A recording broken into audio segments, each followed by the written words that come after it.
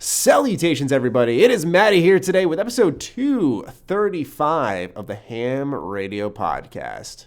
And it is me, Karak, with ACG. And I'm Rob with Rule of Two Review. Welcome back again, Welcome Rob. back. It's almost like you're a regular. Thank you, yes. Almost a regular. So close. Anyway, before we dive into anything, Rob, tell the new listeners about yourself a little bit, what you do on your channel, what they can see from you. Yeah.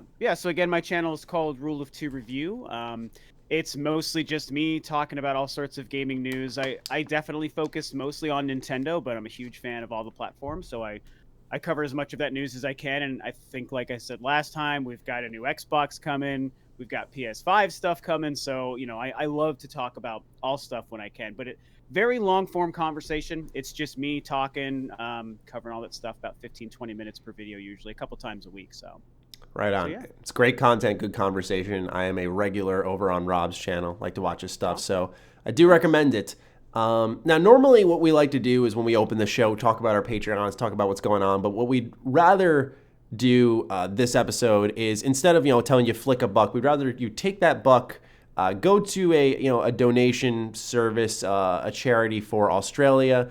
We'd say send your money that way. We'd much rather our show will always be here. We would rather you take any money that you may be considering for our show and direct it over there. We do appreciate those of you who look into being patrons, but we'll always be here, and I think that's far more important. So we'll drop the flick a buck for a little bit. We want to just support that cause over there and make sure that we can help get as many people donating as possible. And I will leave a link to that in the description down below to whatever charities you may be interested in donating to.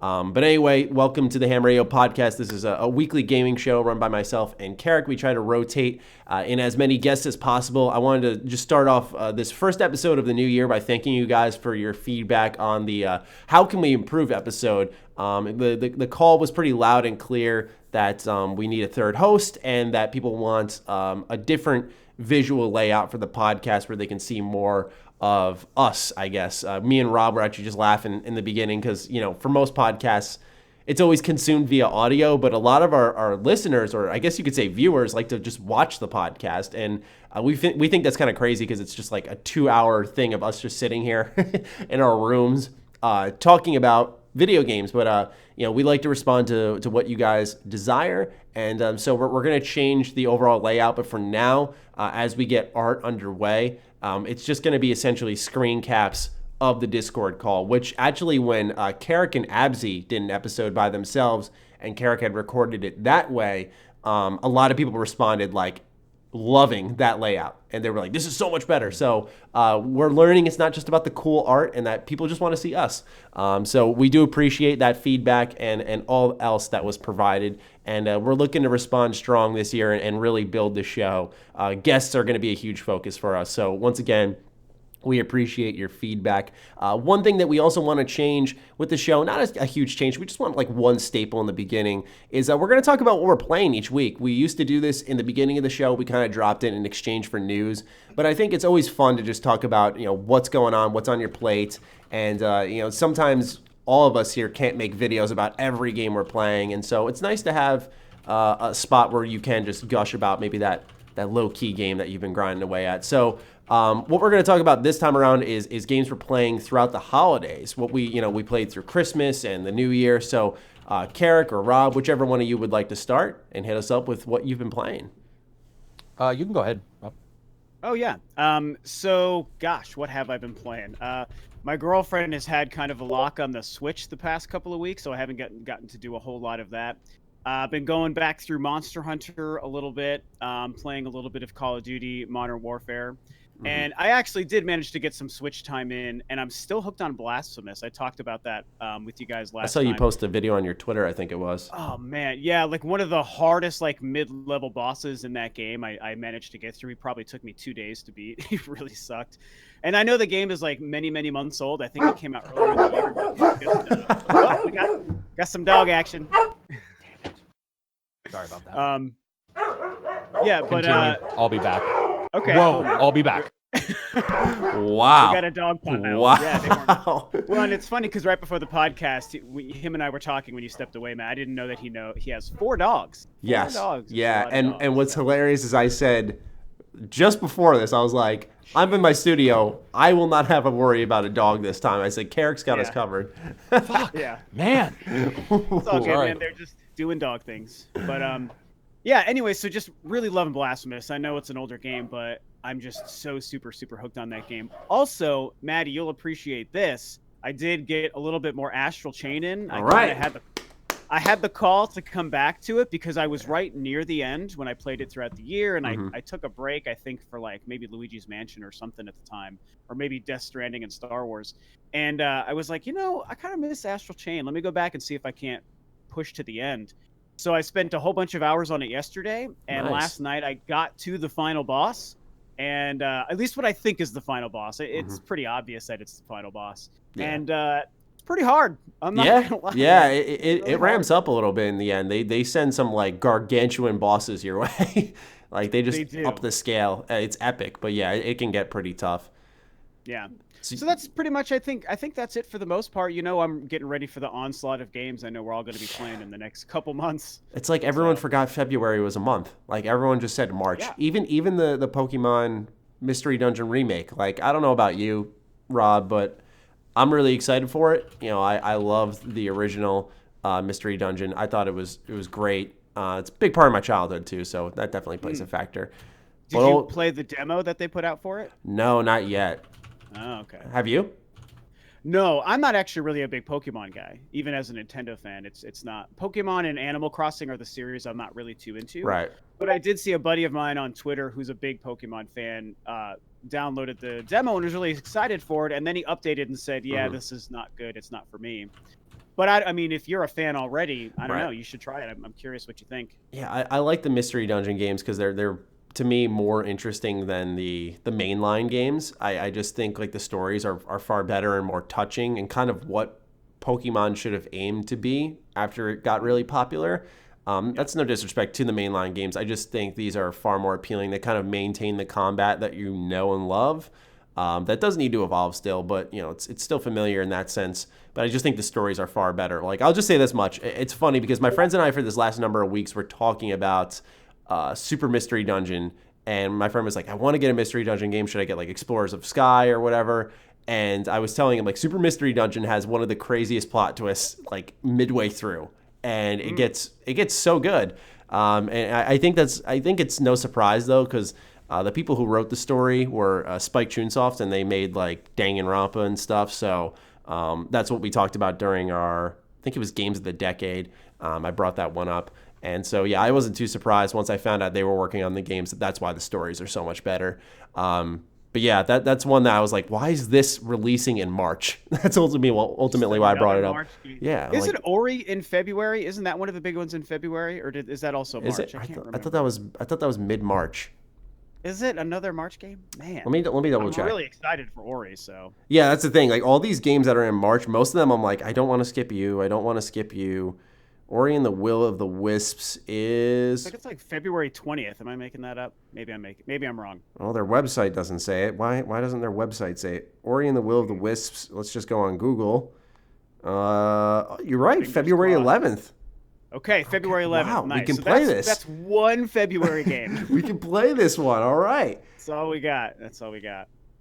All right. So, but yeah, for the most part, that's what I've been playing. I managed. Cool. I did get some Switch time in, and going back through some Star Wars stuff too. Cool. So, yeah. Karak, what have you been playing throughout the holidays? You gave me shit for it. I'm pretty sure on Twitter. But I downloaded a mod for the camera on Dragon Age Inquisition. I did give you shit for it. Yep. And I have to say, I'm doing a video with a couple developers on how cameras and camera distance makes a huge difference in games. Cool. And it certainly does with Inquisition, because I would say I'm enjoying it 10 times better. Wow. It's crazy. It's a Skyrim style camera where it's to the left and closer. Mm-hmm. And it just everything feels so much better. And I've switched between having the camera on and off for this video. and it's not even comparable. I do believe that was one of the major complaints when the game came out anyway, was that it was a little too zoomed out, and this mod fixes that to the point to where combat feels like a blast now, like a legitimate having fun in the combat in that game, and just feeling more connected with the game because you're closer, because it's not like almost a tactical RTS, because the original is actually at times pretty blown out, pretty far out, and so I've been doing that and having a good time with it. I'm not changing my review score or anything. That's a mod. And it's also been patched a couple dozen times since I played it. So I have no clue, what those patches also fixed. That's been fun. A big group of us did a fleet in Star Trek Online, the free-to-play MMO. Okay. And we all jumped and played that. Some Switch games. VR. VR Skyrim. A couple NDA VR games for testing, and then I got a new headset to test with some new technology, which is pretty cool. But a lot of that's unfortunately under NDA. It's awesome. It's very cool. Yeah. Yeah. It's especially now they just patched Steam VR with a brand new patch that magically somehow makes the resolution better. No one really knows. There's even people in like the various different Reddits like, how in the hell? But it actually legitimately looks better even on low end, and then I have the highest end VR. So Nice. Yeah, VR Skyrim is unbelievable. It's still Skyrim though.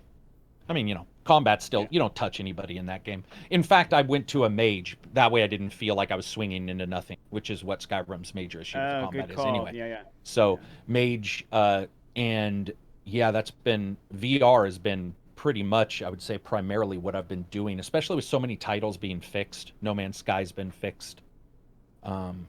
There's been a bunch of Pavlov VR, Thief Simulator VR, which is extraordinary. I was curious about that one. I looked into Thief Simulator? Yeah, it just seems like a good idea. Dude, it's hilarious. It was originally out without being VR. Yeah, I saw it on Switch. Takedown, the guy who's come on the podcast before, it's all he could talk about. He's like, this game is awesome. And so I had played the normal version, and then the VR version came out, and dude, it works. It works in VR so fucking well. So that's been the majority. A lot of it's just for videos, or like thought pieces I have for the future, because there hasn't been any games other than small ones that I've been covering on podcasts and stuff. There hasn't really been anything major. So it was a cool time for the holiday to go back and play some of these. Yeah, that's the best part, is you have either an opportunity to hit up the backlog or just like go revisit like a nostalgia game. Originally leading into the holidays, I wanted to go like just grab my PS2 and just like play everything, but I was like, no, I should really I always go and grab my PS2 like anytime I get the chance. I want to give a shout out to something too. Okay, all right, let's take a look. I don't know if you have this. So M Classic made their dongle, which does hardware anti-aliasing for PS2 and older titles. And if nobody has an M Classic cable, which is what they originally did with their chip, they now released a USB. And I got to tell you, man, older games, holy fuck, does this improve their look. Wow. So what it does is, without latency, it adds anti-aliasing to anything to about 1440p. I would say when you get to 1440p, it's not going to be that noticeable. But for Switch games in particular, don't use it for review, because it'll look a lot better than it normally would. Yeah. But I was playing, for example, DCU Online, which I've told you about on the Switch, and it's pretty jaggy. And using this with DCU Online, it is a dramatic improvement. And basically, it's a hardware chip that adds almost like the Xbox X improves Fallout with filtering and with anti-aliasing. Gotcha. That's basically this in a chip. And you can do even a PC, though I wouldn't, but you can put anything into it HDMI wise. And I don't know how much they are, but I want to give them a shout out because, and yes, I bought this. It's not a fucking whatever the term is, ad. You're not paid off by somebody. Yeah, I'm not. Yeah. I know people, but I'm not. Yeah. It legitimately helps on older consoles a great deal, and people should look into it. Sorry. No problem. No, it's a good shout out. Like I said, I normally run straight for my PS2 when I get like a free moment, just because it's like one of my favorite game libraries. I just love the console to death. But I was like, no, I should really just, go after my backlog of games that in 2019, especially the latter half, I had to, skip out on a lot of games. And so I was like, no, this is my chance. Like, I got 2 weeks off. I should just go at it. And so I've tackled a number of games. I did Tales of Berseria. That was one that I remember, Karak, you recommended to me. I think when I was playing, you told me about Tales and you told me about Nier, because that was 2017. Yeah. And I went with Nier. I wanted to get to Tales for a while because I do like Tales. I did Zestiria first, did not like it. Probably would have liked it more if I played Berseria first, then Zestiria, because they are connected. And a lot of nods are made in Zestiria to Berseria. It's just like the release order made no sense. But anyway, finally beat that one because my friends were really big on it. Excellent story. Really, really, really good cast of characters. Like, one of them is named is Laphicet. Probably one of the best characters I've played in a video game. Really, really good. Combat's kind of same as usual. I think the pacing isn't very good, but the second half, last quarter of the game is excellent. Really fun. Dungeon design is horrible. Hopefully that changes in Tales of Arise, which should be launching this year. Why horrible? Well, it's just hard to, when you're going like cell to cell, there's no visual differences, so it's very, very easy to get lost.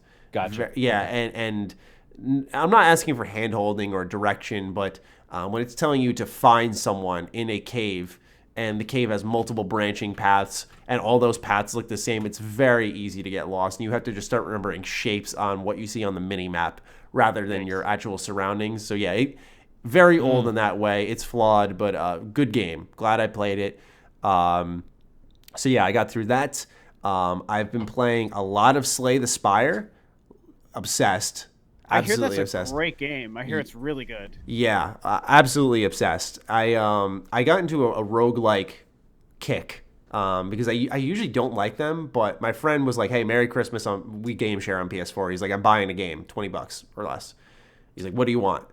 And I saw like Risk of Rain too, and I was like, "Well, it's $20 and it's multiplayer, and all my friends were looking to get it." So we all picked it up, and that was a lot of fun too. I kind of expected it to be like loot carryover, but it actually ended up being more along the lines of like each run is totally different. Like you pick up all these different powers, and if you complete certain challenges, the classes you play as change, and these classes are awesome. Like someone's got like a bow and arrow.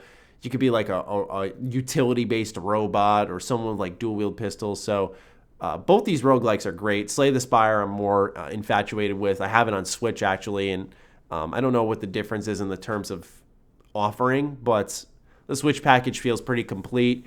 I've already sank almost 10 hours into it pretty quickly, because each run, it's a very easy to pick up and play game, but it's also like digestible, because like the Spire runs are, if you max it out, it's about 2 hours each time. And then there are like daily runs you can do that have like modifiers, and then you can do custom runs that you can change how things go. So it's just a very replayable game. And if you're into card games at all, it's not like Hearthstone or Magic or any of that. It's its own beast, and it can only be accomplished through a game, which is why it's so strong. So I played that. I played a little bit of the Medieval remake. I didn't like it. Yeah, I tried that too, and it was pretty disappointing. Yeah, really, I was shocked. It looks so good too. Like visually, it looks great. I loved what I saw, but I got to the ant cave and nearly lost my shit. I could not stand it any longer because, so I'll stop rambling in a sec. We'll move on to the next topic, but I just need people to know what I went through here. So I'm sure, Rob, you'll understand. Yeah. I went into the ant cave, and you got to find, I think it's like 6 fairies and 7 amber. And I'm like, okay, no problem. So I do it once. I get all the fairies by breaking down the glass. I get all the amber by taking out all the bugs. I get 100% in that area, so I'm going to get the chalice, and then there's a boss at the end, as expected. And this boss just kicks the crap out of you. It's so old school difficult, right? Like the game's sort of working against you. Like I'm holding my shield up, but there's like lava falling from the ceiling, and there's bugs on the ground attacking you, so you're kind of getting hit from all angles. So even if your shield's up and something drops down on you, you don't block it. So you can only block what's in front of your shield. Yeah, the shield didn't feel very efficient in that game. Yeah, it was really weird. Like, there were certain things that they could have tweaked that would have made sense, right? Like, I get retaining the old school feeling, but, like, That was one thing that didn't make sense. And then I die, and I'm like, okay, no problem. We'll just redo the boss fight. I get sent back to the beginning, the complete beginning. Got to collect everything again. And much like what I was saying with Berseria, you want to talk about dungeons that, and once again, this is a PS1 game originally, so I'm not giving it too much shit.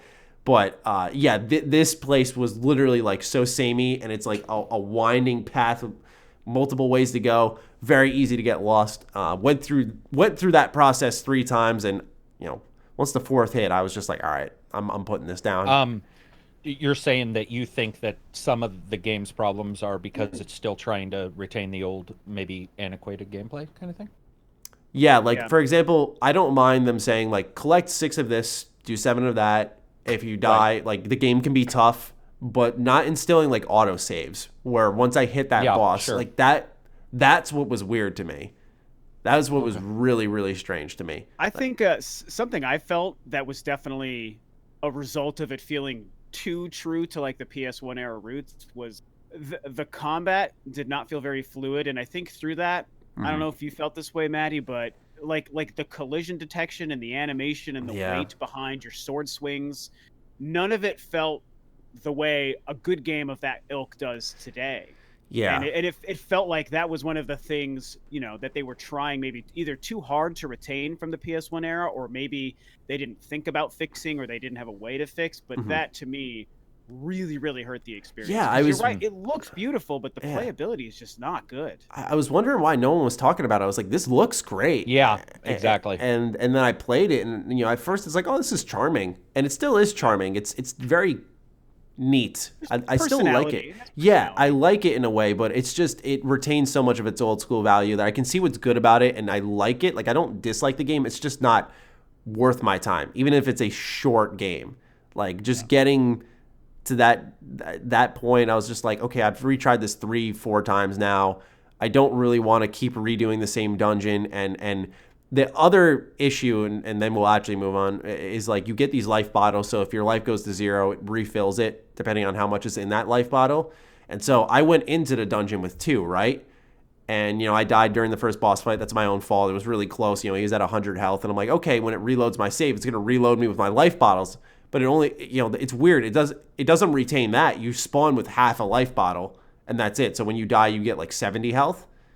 But jeez. I don't even remember that, but that sounds about right. Yeah, well, that's the thing. It's like, why would you make it where you keep that I lose my life bottles, but yet I don't know, man. Not the best game. Cheap though, $20. Don't regret picking it up.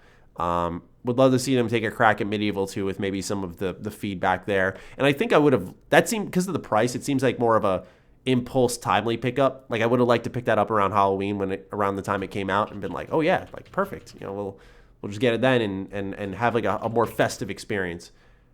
But unless you guys are playing anything else, we can move on to the next topic. Nope. All right. So with that out of the way, let's talk about Xbox. So Series X is coming soon. Well, soon, 11 months from now. Yeah. And we have some interesting comments from a Matt Booty. No, that's not me. Let's read what he had to say. Matty Booty. As our content comes out over the next year, 2 years, all of our games, sort of like PC, will play up and down that family, Booty says. We want to make sure that if someone invests in Xbox between now and Series X, that they feel good that they made an investment and that we're committed to them with content. So what do you gents feel about this? That Xbox is essentially saying, and they also proceeded to mention, we will have games that make full use of the next-gen features. He mentioned Halo Infinite, but he said 1 or 2 IP. I'm guessing the other would be Fable 4. But what do you guys feel about Xbox saying it's about the whole family of consoles with this generation? It's not about, pushing what the Series X can do right out the gate. I mean, like, I'm fine with it. Every company's going to do something different. They've already stated it's 1 year until they start doing that. Mm-hmm. So to me, each one's going to do something different. And like, I sort of like the idea, especially because the X came out not as long ago as people would like think. The idea of just maybe getting an X and then also you have this other one. I'm okay with that. And when I talk to devs about like, will it hold back titles? Most of the devs are all, dude, other things are going to hold back the titles. Especially, like, let's say if they want to put it on the PC, which you can't guarantee certain speeds on hard drives. It'll hold back the exclusives for that year. But having 1 year where things will, let's say, just be awesome, to me, I'm fine with that. Forza, by the way, is the other one. Forza. Yeah, I was thinking Forza too. Yeah. And after looking at some pictures of what Forza and GT look like, I'm going to be really interested to see how they make them look more realistic. Most likely physics, especially because the Jaguar CPUs. So what do they write on the? Why do they write? Like, I know this is a little off topic, but what do they write on the box when they sell the game? Just what PC games do. Just Xbox. This isn't. It's just a PC. Yeah. Yeah. Okay. It's just, I mean, there's nothing about it that's like unique. But then what happens when it becomes Series X exclusive down the line? Does it say like a little stamp like only on Series X? Just like PS5 will do. Yeah. Okay. Just like PS5 will do. Yeah. Because PS5 is already said they're for sure having backwards and forward compatible as well. Yeah. They just for sure have stated they have a couple at launch or near launch that they want to do. So I think a lot of people are sort of trying to, I don't know if it's a miscommunication, and it might be. It might also be because there's some distrust for Microsoft, especially when they first launched with their online only, so nobody trusts them. Yeah. If you're as old as me, you remember Sony lying, you remember Nintendo, so you just sort of assume everybody's lying.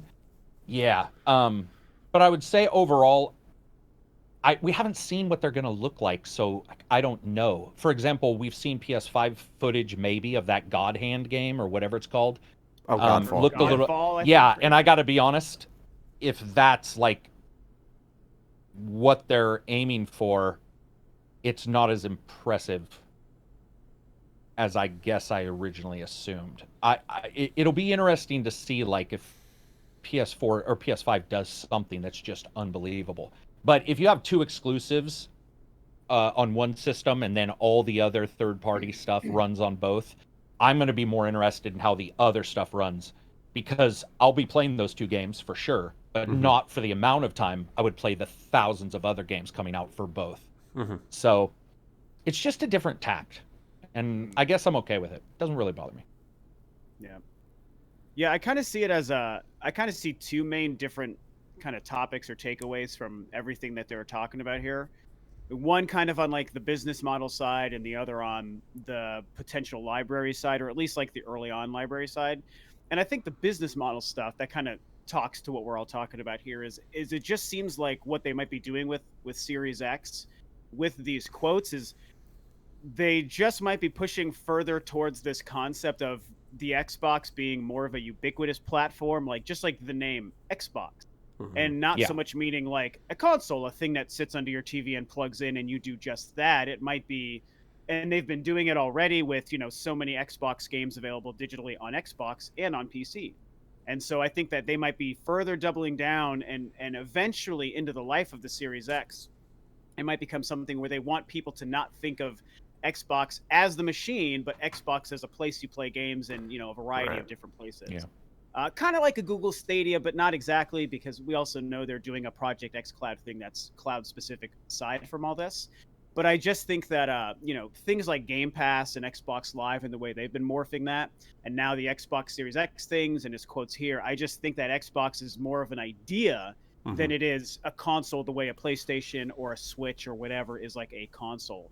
And kind of, Karak, like you were saying, like they're trying to, this might be their big swing that they're taking to differentiate themselves from the other two guys. And it's not my personal favorite idea, because I like the simplicity of an Xbox, a PlayStation, a Switch, and PC, like 4 separate platforms. But I do think if they take this swing and it succeeds, I think it could be super successful for them. I mean, Game Pass alone has planted the seeds for this to be like a really interesting future for them on the digital space, and I think that also means making Xbox just mean all sorts of different things. On the library side, I kind of took it to mean that for the most part, maybe the first year or two is, when they talk about Xbox Series X like exclusive games, I wonder if what they mean is games that are made for only the Series X, as opposed to something that could be like a multi-platform game or a cross-generational game. Yeah, so I think that we still might be seeing stuff that's made for PlayStation 5 and Xbox Series X, like a Grand Theft Auto 6 or like a 4th Tomb Raider game, the kind of thing that's just going to launch multi-platform. And by the time they're actually releasing their own first-party exclusive stuff that like Obsidian or Ninja Theory and stuff is making, that might be 2 years down the road. But the first year might be filled with like your Halo Infinite, which seems like it's obviously going to be cross-gen at this point, and a Forza game that might also be cross-gen. And in 2 years, you're going to see what all these studios that we bought up are going to be making. But it's not going to be ready at launch. We need a couple of years to maybe get there. That's kind of what I took away from it. See, I like this is an interesting topic because we all have pretty different views on the subject, and so mine is I kind of, and I don't mean this in a negative way. It's going to sound really negative at first, and I'm going to be making a video on it, but I kind of view it as like a shot in the foot to themselves because it's what they're doing is good, right? Like they're enlightening the consumer. They're saying like, hey, if you invested now or recently, we got you covered. Pretty much that you don't have to, unless a couple of exclusives catch your eye, you don't got to buy into Series X right away. And I don't think Microsoft is afraid of that because of, like Rob said, Game Pass. That plants the seeds for an interesting future. And so, they have money coming in that way, whether you're on PC or old Xbox, new coming Xbox, or upcoming rather Xbox.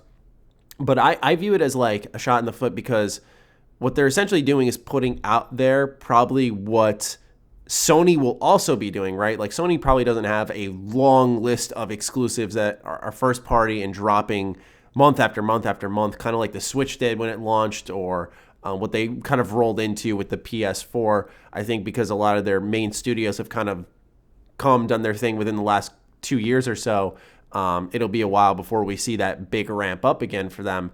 But I just feel like with Xbox putting it out there, they're sort of shining and turn a spotlight on Sony. Once again, I think it's good because it's very consumer focused what they did. They're letting you know, like, pretty much you don't have to buy in right away unless Halo and Forza, maybe Fable 4 down the line, do interest you. And we don't know, Fable 4 might be one of those up and down the family. But for me, the way I look at it is like, I'm super stoked for Fable 4.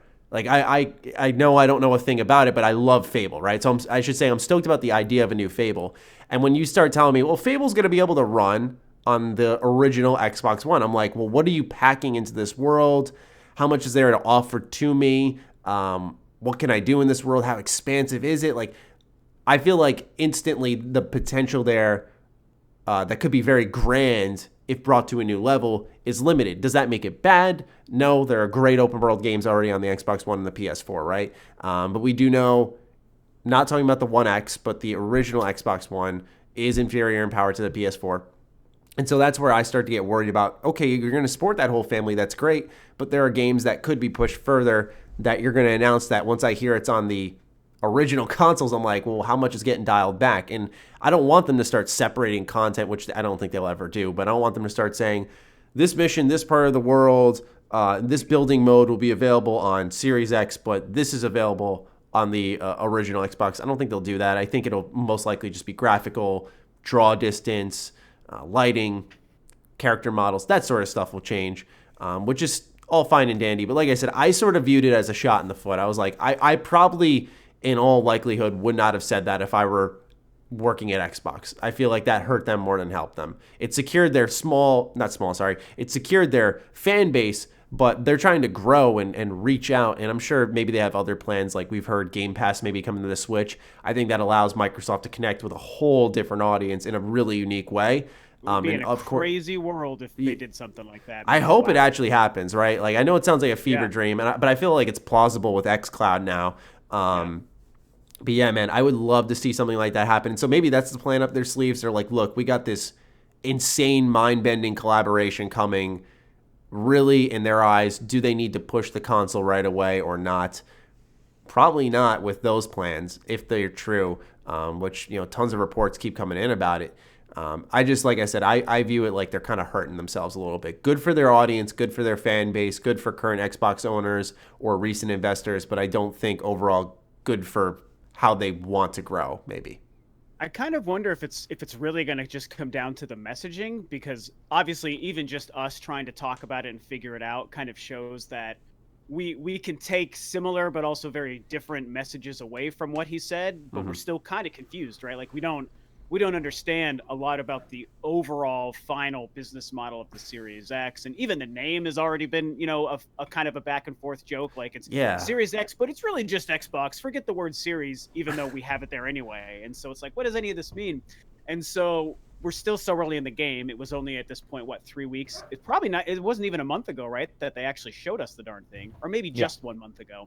Mm-hmm. So we've got, like you said, 11 more months before they are going to start to show us more info. And if they can really explain the messaging properly, then I think it could hopefully work out really well for them. And if they have good games when the thing launches, or if they take the poor messaging route and they do like what Nintendo did with the Wii U, and the thing is just confusing for the first year, like no one understands what this thing really is. Right. That's maybe where I kind of agree with you. They might be shooting themselves in the foot, even talking about it this early. That's the thing. Here's the thing. We always bitch about companies not talking. We know Sony's doing the same thing. So what's really different between the two? One said it out loud. That's what I'm saying. Yeah, that's why I view it as a shot in the foot. Yeah. But I mean, get it out, because Sony's going to say it at some point, and then you're going to be stuck with people going, "Oh, I felt like they were doing it, but now they've waited 6 months to admit that they're doing." The thing is, you can't win. You can't the messaging right now is that they said it. We already know the exact same thing has already happened with Sony. So it's like, I mean, what's the messaging really going to do? And I mean, I get the idea about the Xbox name being confusing, but I have a lot more confidence in humans that they will not magically not know what to do. I do. I could be proven wrong. People could be. I think the Wii U proves that naming can be an issue. I don't think the Wii U versus the Xbox X series is the same thing, but they're not the greatest names. I just feel like with so many X's, like you have one X, Series X, I could definitely understand stepping into a store if you're not like constantly ingrained in that and just being like, what's the difference? And if you have an employee, which by the way, at GameStop, no offense, but there's a lot of them who give you like a half-baked kind of like, they don't say next gen. They're like, this is the new Xbox. It's like, okay, what does new exactly mean? Yeah. I just feel like that can lead to some trouble. Stuff that like will remain unseen. But will it be a tangible percentage? I don't know. Yeah, you can't say that for sure. And it's a good point. Yeah, I'm more so saying I feel like as a company, you just don't want that much overlap with your brand. Like even if it's just, like, I think just Sony's got it right. Like everyone joked about the logo. We'll get into that a little bit, but it's just simplistic and it's like 4, 5. 3, 2. It's like, but is it simplistic if 5 plays 4's games and they release multi-platform games? Then it's even less simplistic. I think that because it's called PS4 5, or a PS5 game? It's the newest one, right? Like it came after 4. Like that's what I'm saying. Inherently, the name would suggest like, okay, this is the next entry in the PlayStation lineup. How dumb do we think humans are? I mean, at this point, if you can figure out what a on the Twitter, man. phone is. The only thing I've ever seen is YouTubers making jokes. Yeah. I've not seen any consumer legitimately confused about blah, blah, blah. Like, I just don't know. I don't know, man. I get, it feels like we're just talking down to people now. And it's like, okay, you are dumb. I need to tell you. Like Google 3, I have a Pixel. The XL, 3A XL, and that's got the weird naming. It's got like the XL, it's got the normal. I personally wouldn't know. I've never really investigated those phones. I've heard of it. I just finally got a new phone, and I had what you're describing, the moment where I was like, but it was a moment, and I don't know, man. I don't know. It feels like at some point we're just really talking down to people, and I just don't see where. I just don't see any real confusion. It is a moment, but I'll say this much: like when I was looking at PC parts of my friend, when I was just getting a laptop, because mine had broke, I was like, I'm not gonna be the first to sit here and try to tell you like I know tech, but like I'd say I'm familiar with parts, but like I was like, let me take like a deeper cut, try to learn more, and like just initially being like, okay, so we have the 980 and we have like we have like a 1080 and like a 980 Ti, but like a Ti is stronger. I'm just like, wait, what? Like, hold on, what? The number is smaller. What does that mean? But it's Ti. It's like, okay, okay. I think confuses me the same way. Yeah, and it's like yeah, it was a, like Karak said, it's well said. It was a moment, but like, it's still like it's foggy, right? Like that's how I felt even after hitting the purchase button. I'm like, okay, like, and is that on me or the company? It's on me. I hit the purchase button. I'm just saying though, I think naming is important. I think branding is important. I think it's important. I mean, we all know I do this. Too. I just don't think this is as big a deal as No, like Wii U certainly Wii, not like a big deal. Or what was the old one? Wii and Wii U. Yeah, no, Wii, that seems Wii U. That was definitely like a shining example. I have a question for you. What would you name it then? Because you can't name it the X. I mean, what do you call it? Let's say we get away. So they already fucked up with the 360, the one, the original one. What do you call? Let's say you're gonna release this. What do you call it? I think that would you call it the Xbox 5? That's a good question. I mean, I feel like to answer something like that properly, you almost have to like be on the inside and understand like the meetings and the. But the let's say you R&D and weren't. the Let's say you're just asked right now. Like, what would we call it? What I mean, as a consumer. Yeah, as a consumer. It is a really good question, but again, that's so hard to answer. I mean, because you can't call it Xbox 4 because then people say PS5 is more powerful. Yeah, two. Yeah, Xbox 2. You'd call it the X. Oh my God, that'd be a disaster. I think that honestly, what we're looking at, like, we're just looking at the root of the problem that Microsoft never really had a pretty consistent naming convention. We've never. Yeah, had. I guess we unearthed something there. Yeah, like that's Windows really is the same, by the way. Remember, Yeah. Windows Vista, Windows 2000, like XP and all that stuff. XP. Yeah. This is not like new. Microsoft can't name their stuff for shit. What they should have done is stuck with Scarlet. They should have stuck with Scorpio and Scarlet and just because I'm not saying that it doesn't make sense. I'm just saying I feel that it's more of a YouTube fodder than a real fodder. Mm-hmm. But if there's definitely if you really look at it, it's for sure should have been just stayed as Scarlet. You can definitely tell when like there's certain conversation points that are just perpetuated by YouTubers to fill in like watch time. Yeah. Like you can just I don't know, man. Like you can just tell. And I ain't dissing on anybody. I've done it. Yeah, sure. I mean, like, there's certain times you'll talking about it. Yeah, I was gonna say we're all YouTubers, so we all think our opinions matter to some extent. So we like to talk on everything, and most things we do are like out of goodwill. Like when we over-explain something, it's not because we think someone's stupid. It's because we want to make sure like everyone gets it. But yeah, dude, like I think that's also definitely. Like, I mean, something I've talked about because I'm known for making really long videos is like talking also takes time. Sometimes people are like, how could you talk so long about this? I'm like, well, talking takes time. Like I can't in 13 seconds I can't give you all 10 ideas on a topic. Like you have I've had people say I talk too much during a review and I'm like, dude, it's would you just want silence? Like what the fuck? What world do you live in? Yeah, it's really a weird complaint, right? Because it's like what are people I saw Champ Chong got a comment on one of his videos and it was like, this guy talks too much. Who? Champ Chong. He got a comment on his video saying this guy talks too much. And so he posted a video of him sitting there for like 13 minutes just in silence. That is brilliant. That is brilliant. It's a very good troll. Yeah, and then right at the end, maybe say, game is worth buying. Something like that, right at the end. Please buy a game. 10 out Did you guys see the No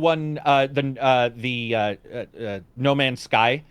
Twitter was like, do not watch this video after this point because the person did a full video about No Man's Sky and at the end read fanfic about Sean Murray, sexual fanfic. Oh, wow. Interesting. Yeah, he just basically was talking about it normally, and then at like 13 minutes in, he just starts reading sexual fanfic about Sean Murray. Was it like a hard switch? Was it a hard switch? It was. From what I understand, it was a hard switch. It was like everything was normal, and then it was just like Sean rubbed his hands through the other man's hair or whatever. I don't know because I didn't get to listen to it, but it was all over my Twitter. It was like, don't watch this after this point, blah, blah, blah. So what a twist.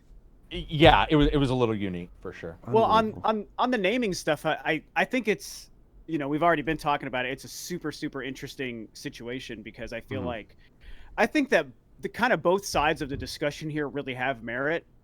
There's no doubt that most people are going to be able to grasp a new generation console, a new console with a different name is the newer thing for sure. Yeah, promotion will do its work for sure. A lot of promotion will do its work, and we can count on people who work in stores only so far to explain things properly, like you said, Matty. But I don't think it's crazy to think that yes, people should be smart enough to figure it out. That is true. But I also think that, also like you were saying, Maddie, there is something to the effect that messaging and branding and marketing and all of that stuff does carry weight. And while I don't think that anyone could ever make a mistake to the level of the Wii U, like you're totally right, Karak. They're not like a one-to-one comparison. But I do think that the precedent was set with that to show that a big company with billions of dollars behind it can make just with the verbiage they tell people and even the videos they show, because the Wii U was also revealed with a video to show the controller device. But people were like, what the hell is this? And no one knew if they were going to buy it. Is this for the Wii? Is this a whole new console itself? Is it a Wii HD? Is it a next generation?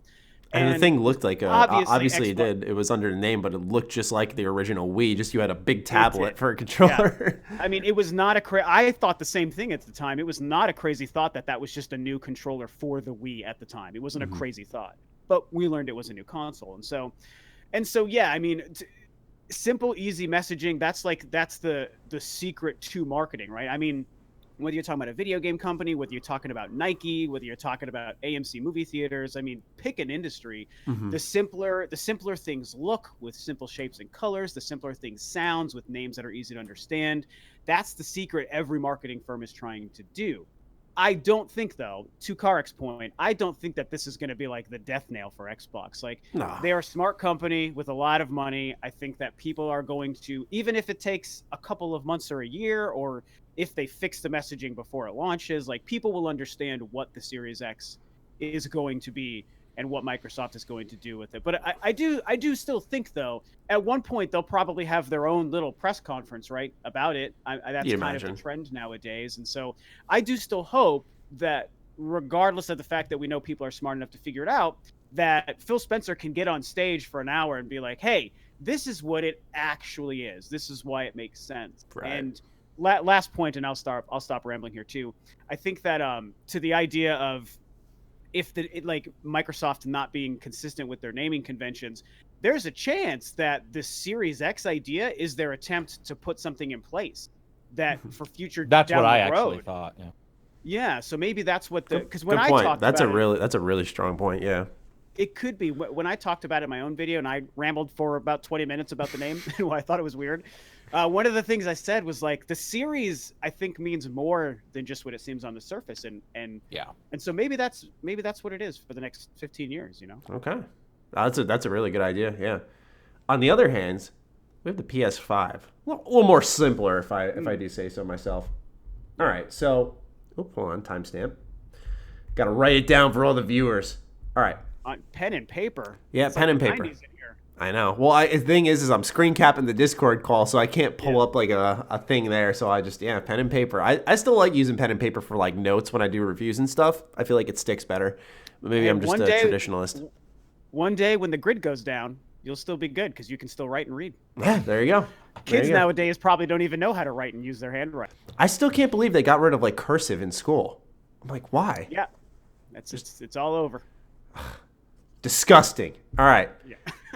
Hopefully these kids can read that PS5 logo that got revealed at CES. Alongside that, there were some hardware features confirmed for the PlayStation 5. 3D audio sound, haptics / adaptive triggers, which for those who aren't aware, Xbox One, when it first launched, kind of promoted this.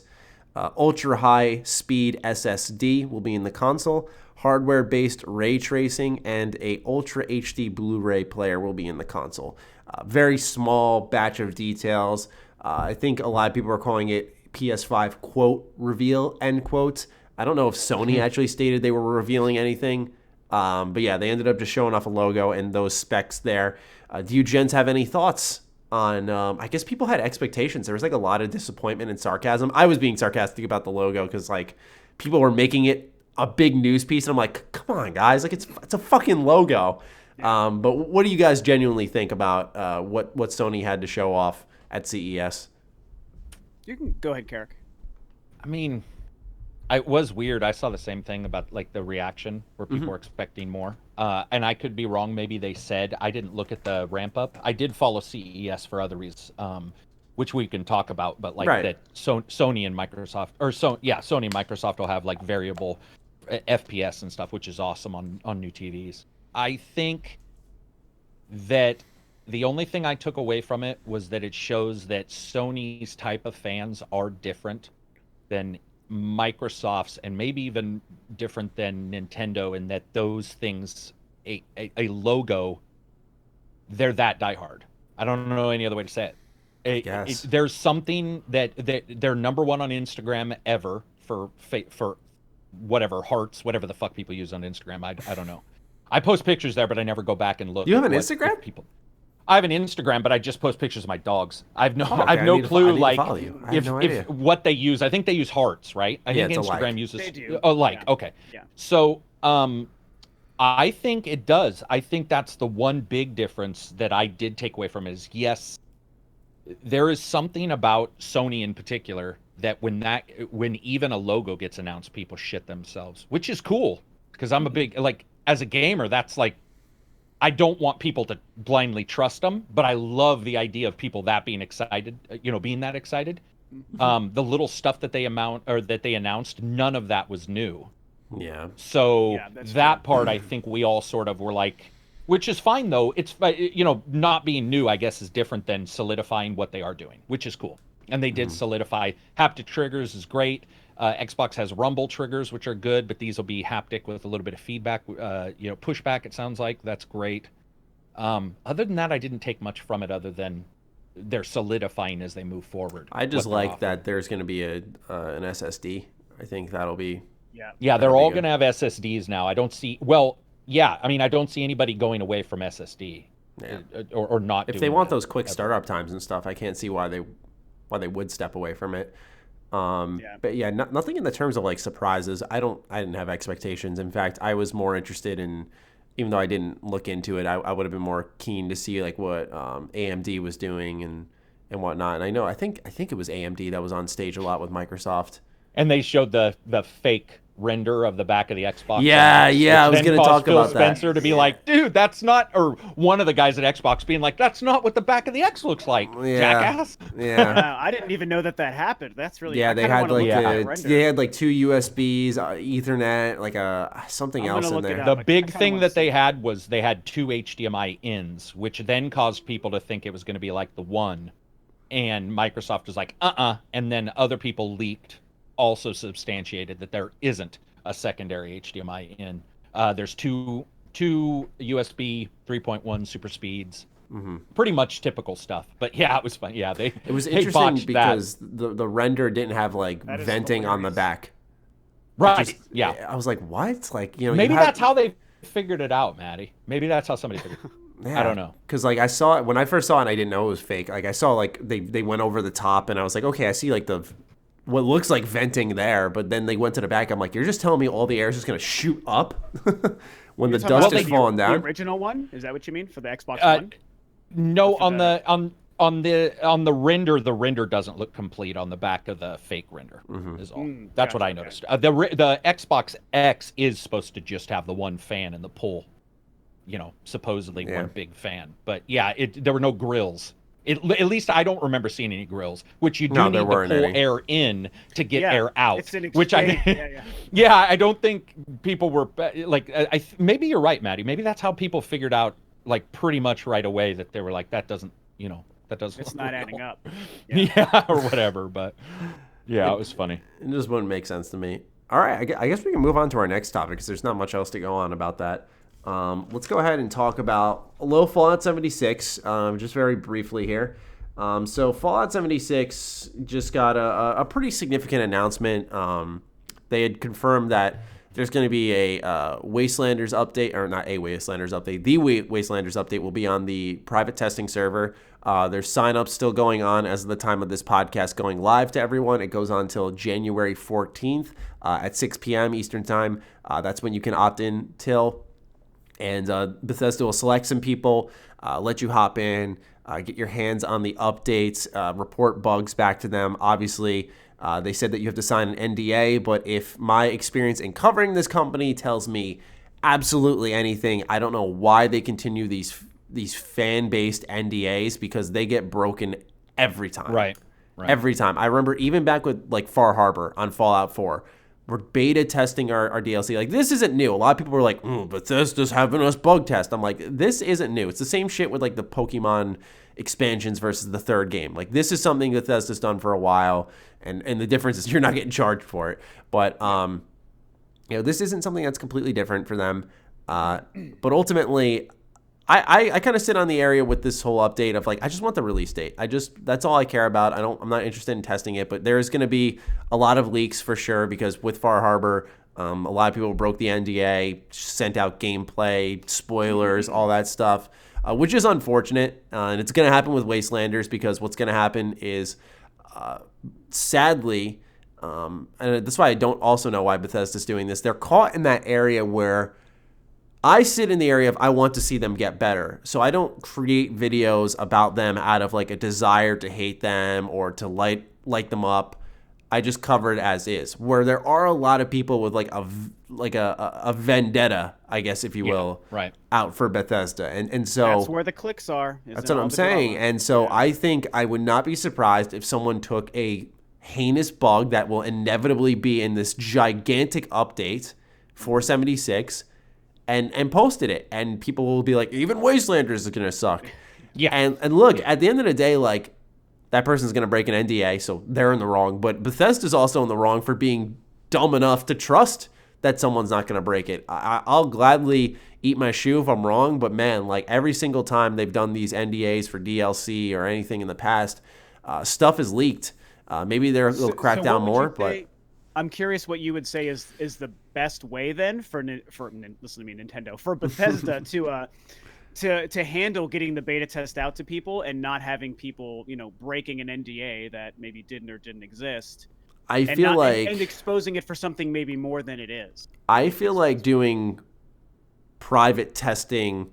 If you're going to do private testing, you should, and I'm not speaking for myself, by the way, because I doubt there's even a shot I get invited, but I'm saying, if you're going to do private testing, I think you should just invite like influencers, press, those types of people to play the game. Not because like the general public shouldn't be able to, but if you're going to do it privately, then I'd say do it that way. If they want to control the message, maybe that's why they would do it. Yeah. And I admire their, I guess, trust, if you will, or maybe their just negligence ultimately. But I just feel like, why not, if you're going to put it out there, make it public, and you'll get more feedback. But put on a PTS like the public testing server, and really like stress test this new update. I was thinking that if you made it public, it removes the incentive for people to take one bug, like you said, and make a mountain out of a molehill. Yes, because everyone in the world could be playing it, and they could see like, oh, that person found one bug one time, but I've never seen that bug, and so they could kind of. It'll be the only thing you know of the update, essentially. Oops, dropped the pen. Yeah. And so I think ultimately it can. Yeah, I think it can damage them pretty badly. Because this update, I genuinely think it will determine the future of the game. Like, if it doesn't pan out well, I think that's it. I don't think the game lasts much longer. Yeah, so that's why I'm just I want them to test it, get it right. But here's the thing: is as someone who covered the game for a while, like, they privately tested the Battle Royale mode, and while Battle Royale and Fallout do not mix, it was good. It was polished. It ran well. It was fun. I wouldn't say it was fully balanced, because you had frog legs, which allowed you to jump like 18 feet in the air. So that was like one issue. But it wasn't like super prevalent until deeper into it. And they did eventually patch it very quickly. So, it's like, if you can privately test a competitive mode in your game that is multiplayer based, that did drive a lot of players to the game, that I don't get why you can't do this for the PvE form of it. Just my 2 cents on it. I don't think they're helping themselves out at all, personally.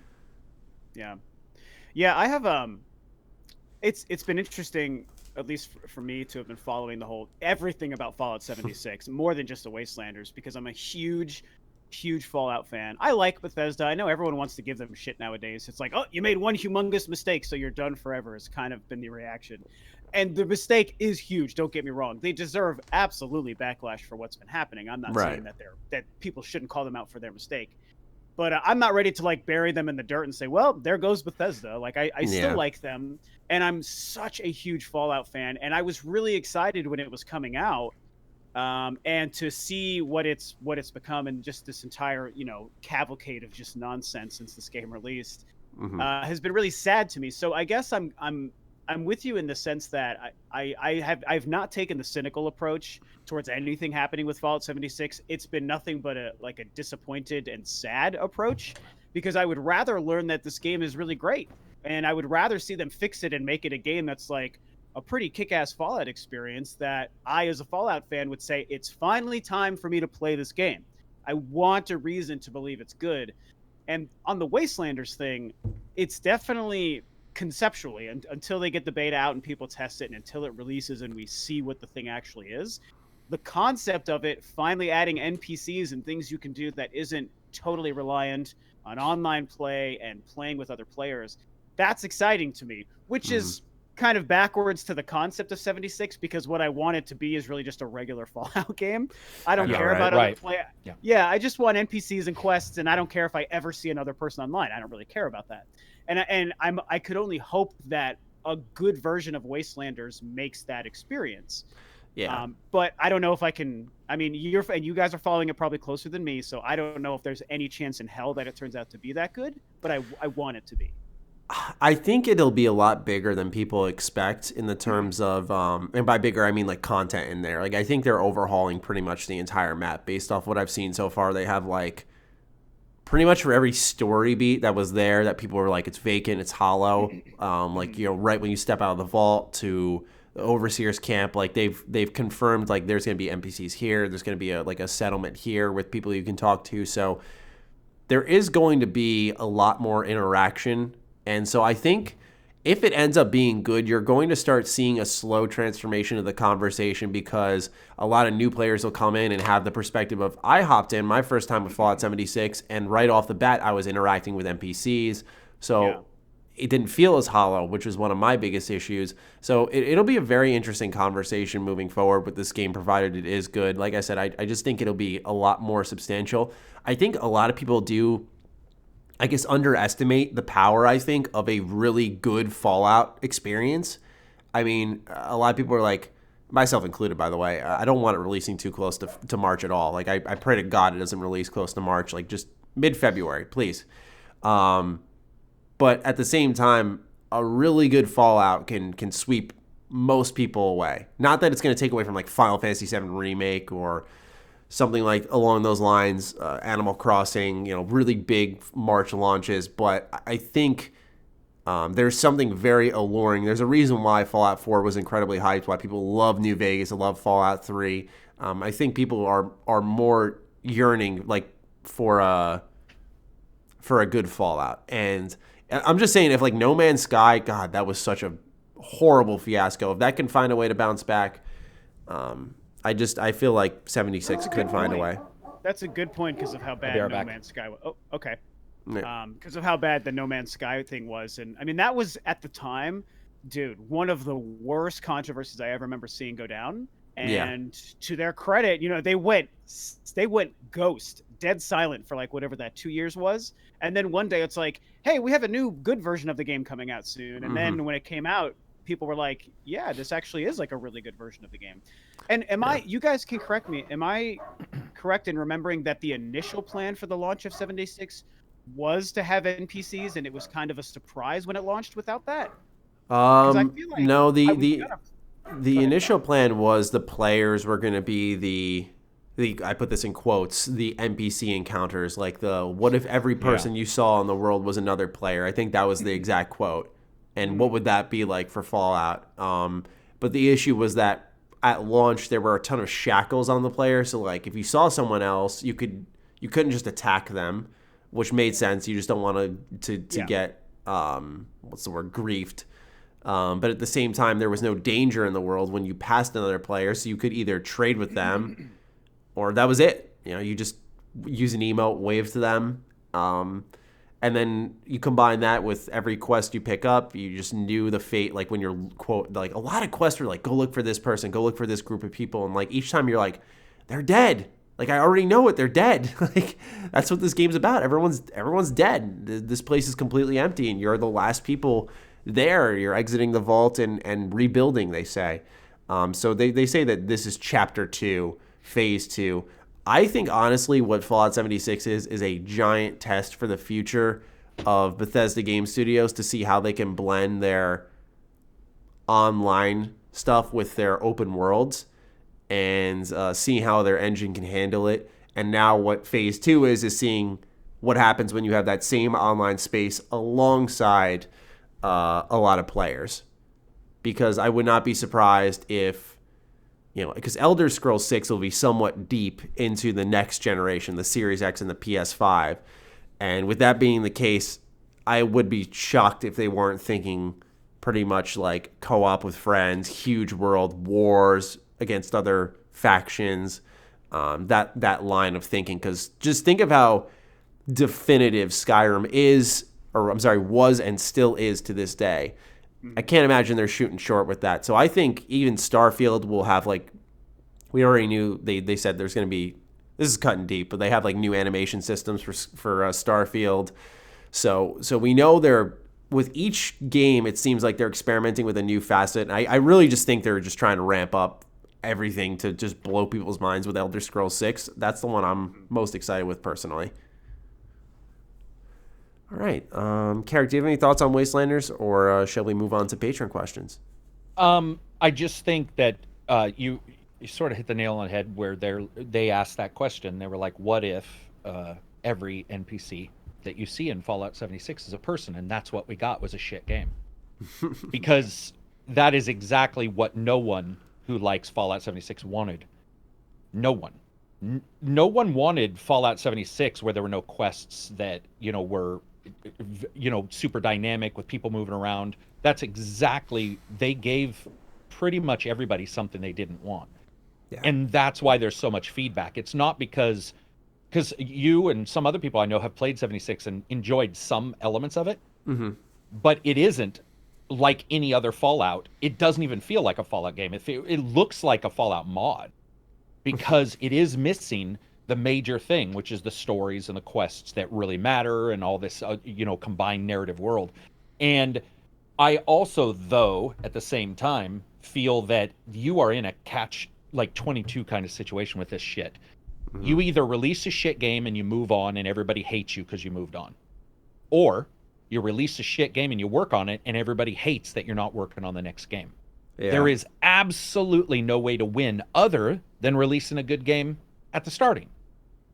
And that's why they're in this position. And for me, I have no issues with Wastelanders. I didn't even put Fallout 76 on my worst games of the decade because, and I know some people did. I didn't because I don't have enough experience with it, and I would feel vastly uncomfortable, pretending that because I listened to you guys, I was going to speak with some kind of That's how I felt with when I was making my disappointing list for this year. I also wanted to just focus on disappointing, which is more like hands-on than rather just bad. But I was like, I didn't play Breakpoint. I could easily just go, that's bad, and just add it to the list. But it's like I didn't play it. I did Anthem, but Anthem's improved, right? But I did Anthem that was a huge mistake, and I played it though.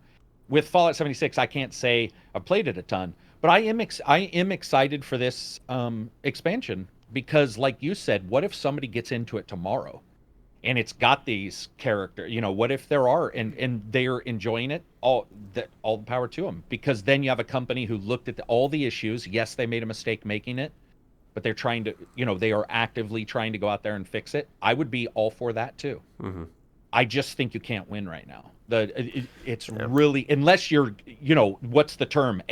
You can, I can't remember what developer said it, but he basically said a good game is good forever and a bad game is bad forever. Oh, that was Miyamoto from Nintendo. Was that Miyamoto? Yeah. And I do feel that these guys will, that is for sure them. You have the people who say, I will never trust Bethesda again. You and I've said it, but we've said it because of other things or we've said it about Obsidian, because of their bugs. We've been like, I don't know if I want them to do KOTOR or whatever. Mm-hmm. But at the same time, would we hate a game even if it was awesome just because it was made by Obsidian? No. I don't like games on a case by like when I don't like something, it's on a case by case basis. If I don't Exactly, like what because 76 that did, it makes does no not make sense Starfield otherwise. bad. That's how I always approach it. Exactly, because it makes no fucking sense if you did, man. It makes it just, you can certainly be forewarned though. Yeah, absolutely, There's and you nothing should wrong with approach it being with forewarned. caution for sure. Absolutely. But there's no shot I'm just like shipping Starfield home, or even the Wastelanders expansion, just because. Exactly. Right. You know, quite honestly, Wastelanders is what they're used to doing. NPCs, questing, and while I will say, questing took a dip not only in 76 but also Fallout 4. It seems like more of a return to form, like a Fallout 3 kind of experience, and Fallout New Vegas kind of experience with the Wastelanders. So I mean, it could be great. I don't know. I feel like maybe some time away from like obsessive writing and crafting characters and reinserting them back into the universe now might have helped them. Yeah. Yeah. Sure. And I'm also curious to see, because this isn't like the issue that they made. Bethesda's biggest mistake with this game was like marketing it using the Bethesda Maryland, like putting Todd Howard on stage and shit. Yeah. Right.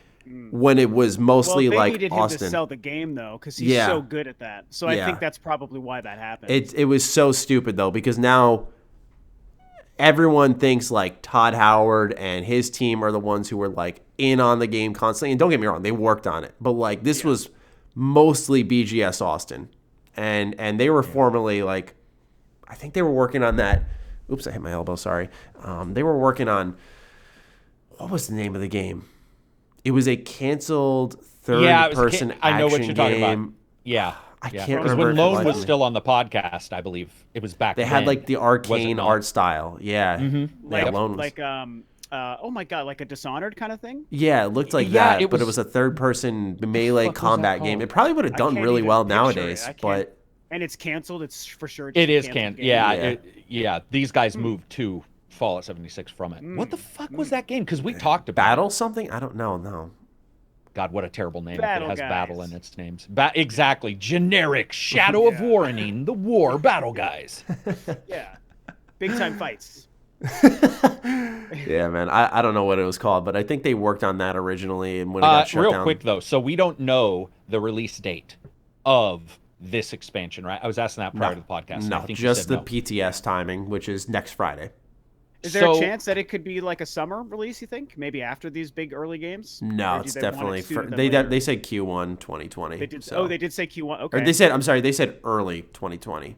So I think Oh. that puts it in the first 2 months personally. If they drop it in March, they are. It's gonna be March, man. It's gonna happen. You got to prepare for it.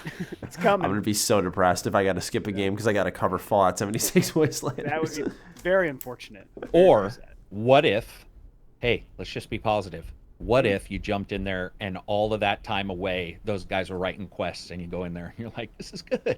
That would be amazing. It would be, it would be something that, see, that excites me more than I can diss on games really well, but when there's a good turnaround, that's what excites me. Is Oh like, God, yeah, everyone loves that little comeback story. Yeah, and when and listening and like saying, okay, yeah, this was fucked up. We've revamped everything. The idea of that being like No Man's Sky, I tease it and I will forever tease it, but I can't tell you it's nearly as bad of a game as it was. It's improved a million times. Yeah, I think And Star I like Wars that. Star Wars under EA is kind of a similar story, really. I mean, Jedi Fallen Order was the response to everyone who's like, everything you've been doing so far with Star Wars has been not what we want and not very good. And so they came out with this game where they doubled down on, checking the boxes that everyone wanted them to check. And the game came out and was exactly that and was actually really good. And Did you guys see the story today about that too? Oh, That they didn't, that Disney was like, no, you're not doing Jedi. And they were all, wait, what? No, we want to do a Jedi game. They're like, no, do blasters. Probably based on 1313, because 1313 had the idea of a smuggler. And so they were more on that. They were like, we don't want you to, they were like, we don't want you to fuck with Jedi. And they sold it to them. They were like, no, let's explain exactly what we're doing. That's also why I think Jedi Fallen Order, while it's good, does feel piecemealed at times. You're like, there's a little jumping, a little this, a little that. I can see why to sell it to Disney. They were like, what if Dark Souls, Star Wars? What if Uncharted, Star Wars? What if? Yeah, and it turned out great. It turned out not magnificent. Whoa. Whoa. Almost, He's like, whoa. calm down. Freudian slip. Whoa. Way Freudian. I don't think that game is magnificent. But it does show what Rob said, where it's just like they did turn it around and they did say, this is what people are asking for. Let's do actually what they're asking for and see if they're going to put their wallets where their mouths are. And they did. Yeah, they which is did. awesome. I'm going to have to look into that. I'm glad that you mentioned something about that. It happened today.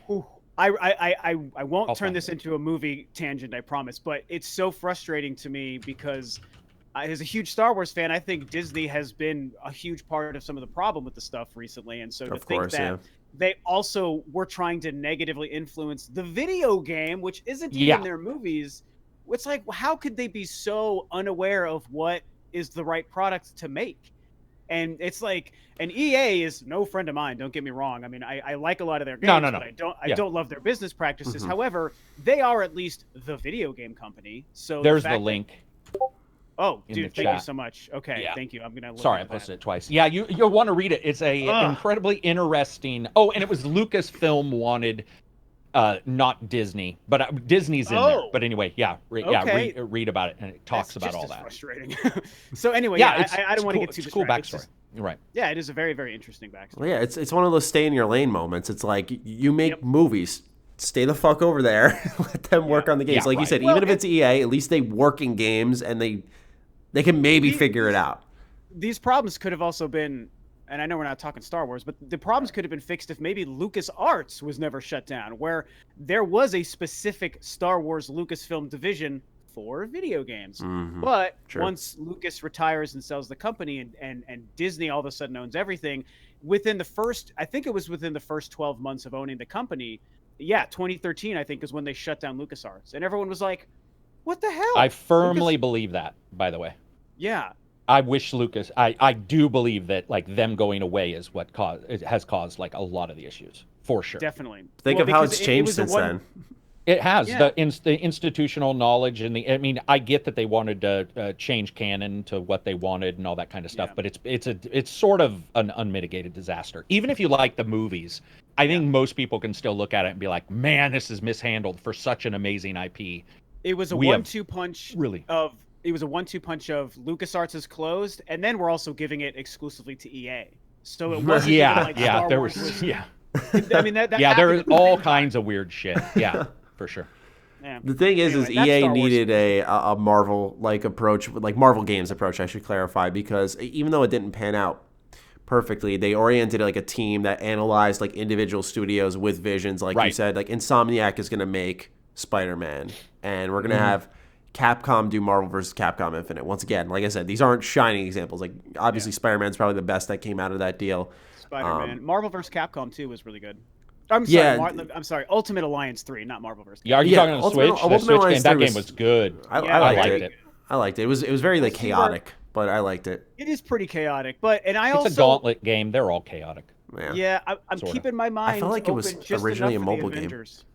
I'm curious where that's going to go. You're curious where what's going to go? The Avengers game. Me too. I'm open to it, but I'm nervous. I'm very nervous. Everything I've seen makes me feel like. Yeah. You know what though? I mean, it could be like Star Wars, where it is a little bit more linear. 'Cause Star Wars is really not open planet even. It's like open locations on planets. Yeah. I'd be okay if they were like, we're going to these hotspots in the world as Avengers. But everything we've seen so far has been like, it has been that, but it's been like, and it's online. Straight path. I know. Yeah. But again, we don't know if they're holding, you never know what these guys, we could talk about this forever because it just happened with Batman yesterday. These guys are holding data and leeching it out, and that's also causing an issue where people can't even such a problem now. Batman's a tease, and those fuckers can fuck off. I was excited for about 5 minutes, and then I got off Twitter and was like, wait, this is like the fourth fucking picture in 6 months. Yeah. They're just little. It's like capture just the do night. It. Yeah. Oh, dude. Sorry. That's a tangent for me. No, I don't blame you, dude. I went from being so excited to just like, all right, hit me up on the games here. It's like Harry Potter for you and I. It's like, dude. I just want to see be a thing. Just do it. Yeah. Warner Brothers is arguably one of the most underrated problem makers in gaming when you really look at how they market shit and they shut shit down. What? Like, oh. Yeah, God. Very much so. Totally agreed. let's hit up the patrons, see what they've got to say for us this week.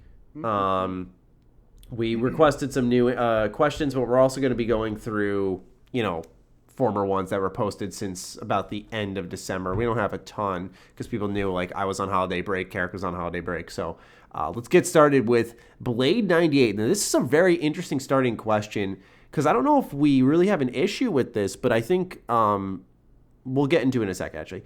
How do you force yourself to take a game slowly rather than just try and rush through it? Do you guys have like an issue with like maybe social media makes you feel like you want to get to the end so that you don't get something spoiled for yourself, or you want to be a part of the conversation so you kind of fly right through it? Do you guys have that issue at all, or do you take games at your own pace? I personally do it that way, but I know with reviews it changes a little bit too. Sometimes you gotta not rush but like crunch in and really like schedule, I gotta play this game for 8 hours today kind of thing. Yeah, I definitely don't ever feel that. I mean, I guess like a slight pressure, but in general, I tend to just do stuff at my own pace. And I'm also not a full-time YouTuber. Like, I know you guys are full-time with what you do. I'm not. So I also don't really review games very often, just on occasion. So for me, I guess I'm pretty fortunate. I'm not in a situation where I feel like I need to spread my coverage this way or that way. I get to kind of just cover whatever the topic is that interests me. Seems to work for me and for the most part for my audience. And as far as just how I game, I mean, the way I avoid that is the fact that I am totally OCD about whatever area I'm in whatever game I'm in. I'm just wasting so much time going all the opposite directions and checking the perimeters and like, oh, what's that in the corner? Is that a box I can interact with? Whatever. Whereas I know a lot of people, understandably, they just go to where they know the game wants them to go to next, whatever it is. And that's just not how I play. I take an obscene amount of time when I go through games. So that's just what works for me. I'm the same way. They talk about not reviewing when you're just playing games. He didn't specify. That's why I said we could just hit up both sides of it, because I know with reviewing, like, it's not a rush. I never feel rushed, but it's more like, you feel pressure sometimes. Like, when it's like 2 days from the embargo lifting, you're like, I still got some game left here, man. Like, and you got to, you know like, what I really feel put though, in some Matty? sessions. Don't you feel more? I feel far more pressure on the I hope my footage is good than I do on if I hope I get the game done. Does that make sense? So if I get the game a week early, I'm never stressed about finishing the game. I'm stressed because that's, not to be rude, most developers lie. Like, oh, this game's going to take 80 hours. Fuck you. It's going to take 12 hours. It'll take 80 if I collect everything. So to me, my stress is like the Premiere Pro. Is it going to crash? Because I talk to Colin about that on Twitter all the time. Like, Colin will be like, I hate Premiere Pro from the podcast. Right. And that is more stressful to me. And I play differently than Rob. Whatever interests me is what I play in the game.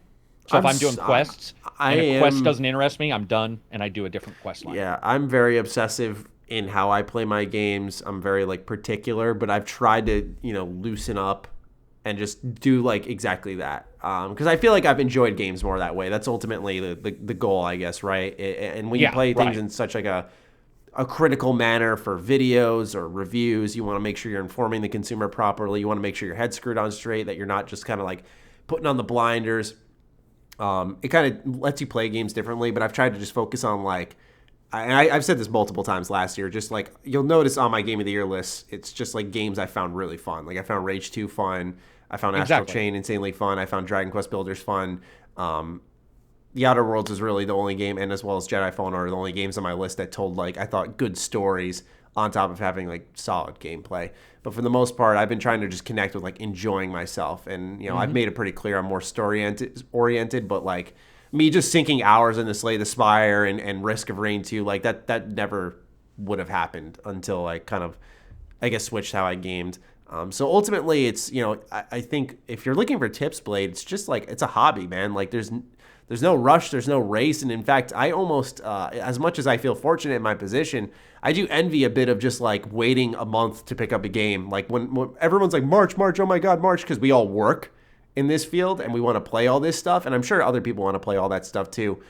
But for me, like I make RPG videos, definitely want to pick up Final Fantasy VII Remake. That's a really big game, but as a fan, I want to play the Pokemon Mystery Dungeon Remake. Right. Oh, but then there's like Doom. I do a lot of Bethesda videos.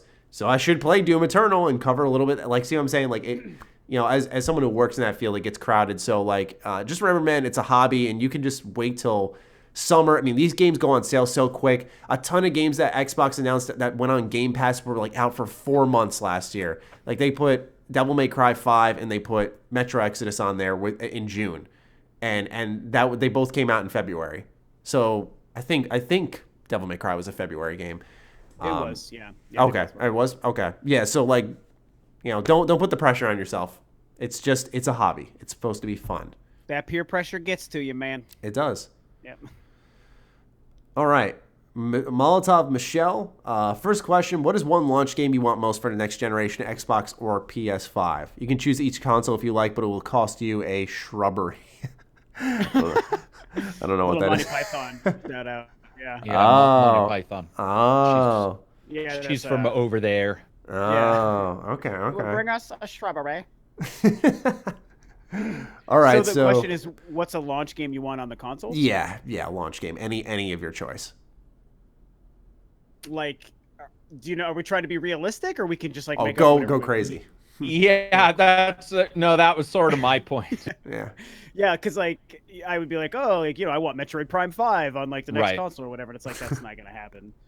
I mean, for me, I'm really glad that there's a new Halo launching the Xbox. I'm incredibly excited. I freaking love Halo. I have high expectations for Infinite. And the fact, even though it'll be cross-gen, I'm really hoping that the experience on the Series X, whatever that is just going to be amazing and just feel and look like something we haven't seen.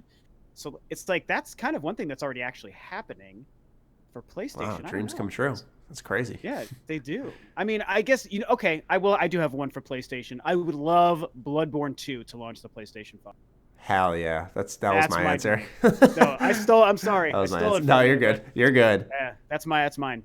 That was definitely mine too. I think Bloodborne's the best game that's come out of FromSoft, and I would kill to see another one. That and obviously, I said it earlier, Fable 4 on the Xbox. I would like to see that. A PS5 hardware Bloodborne 2, man. How freaking cool could that be?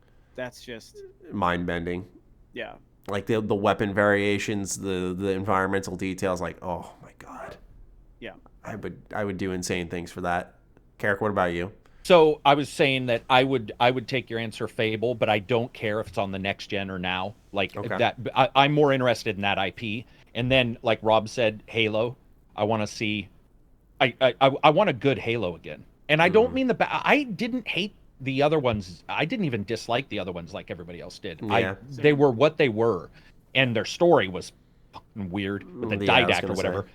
But Halo 3 is probably my favorite. Maybe Halo 1, switching between the I really adored 3, so I would love to see a Halo. And for Sony, it's not realistic, but I'll just say, obviously, Spider-Man 2. Like, it's not realistic at all, but that game, to me, is by far the best exclusive that they've got.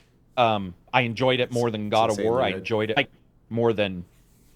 Dude, it was so good. They nailed it. So yeah, Spider-Man 2. It is really a great game. Yeah, and Insomniac's just so consistently good. So I'm excited to see what they do next. I'd love to see like a launch, like within the launch window, just like a little PS4/PS5 cross release. Like it would be such a slap to Microsoft's face, but it would be mad funny if Sony launched Sunset Overdrive on PS4 like in September. Yeah. Oh, that'd be crazy. All right, sorry. I'd like a sequel to that game, actually. That's a great game. I love that game. I think it was a reason to buy an Xbox personally, but I get why it wasn't like enough to convince someone. But I cut you off. What were you originally going to say? I was just going to actually kind of throw a Nintendo thing in there because I kind of joked about it earlier. Because I've long been kind of supporting my personal theory that I think the successor to the Switch is coming in like the next probably like 2 or 3 years. And I don't think many people agree with that. I've seen that response on my videos, but I do think there's a good chance they move on to their next gen within like 2022. And I also think for sure that's when. How can they disagree with that? Yeah. Yeah, well, that doesn't make any. Whatever. I agree. I mean, I don't think there's 100% either way. Like we're just guessing here, right? So anything could be true. But to me, the theory makes sense. It sounds like you guys agree.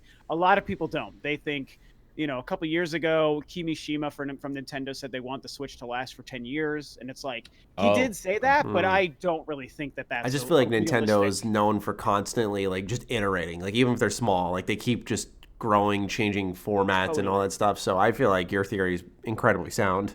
Yeah, it makes sense to me. And so with that, and also as the huge Metroid fan I am, and with the delay of Prime 4 and the restart of development, I think we could be in a situation where they line up just perfectly in around 2022. So I would actually like for Metroid Prime 4 to launch a successor to the Switch. I mean, it would be, man. It would be so cool. And if it's like, I think cross-gen could be possible in that situation.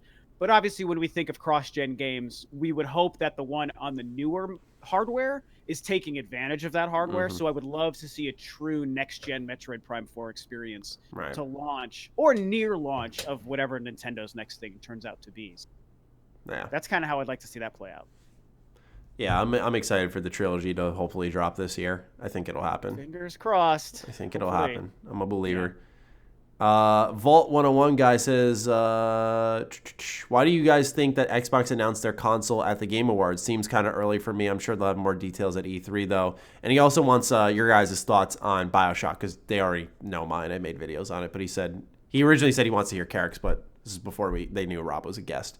Oh, well, go ahead, Karak. It's cool.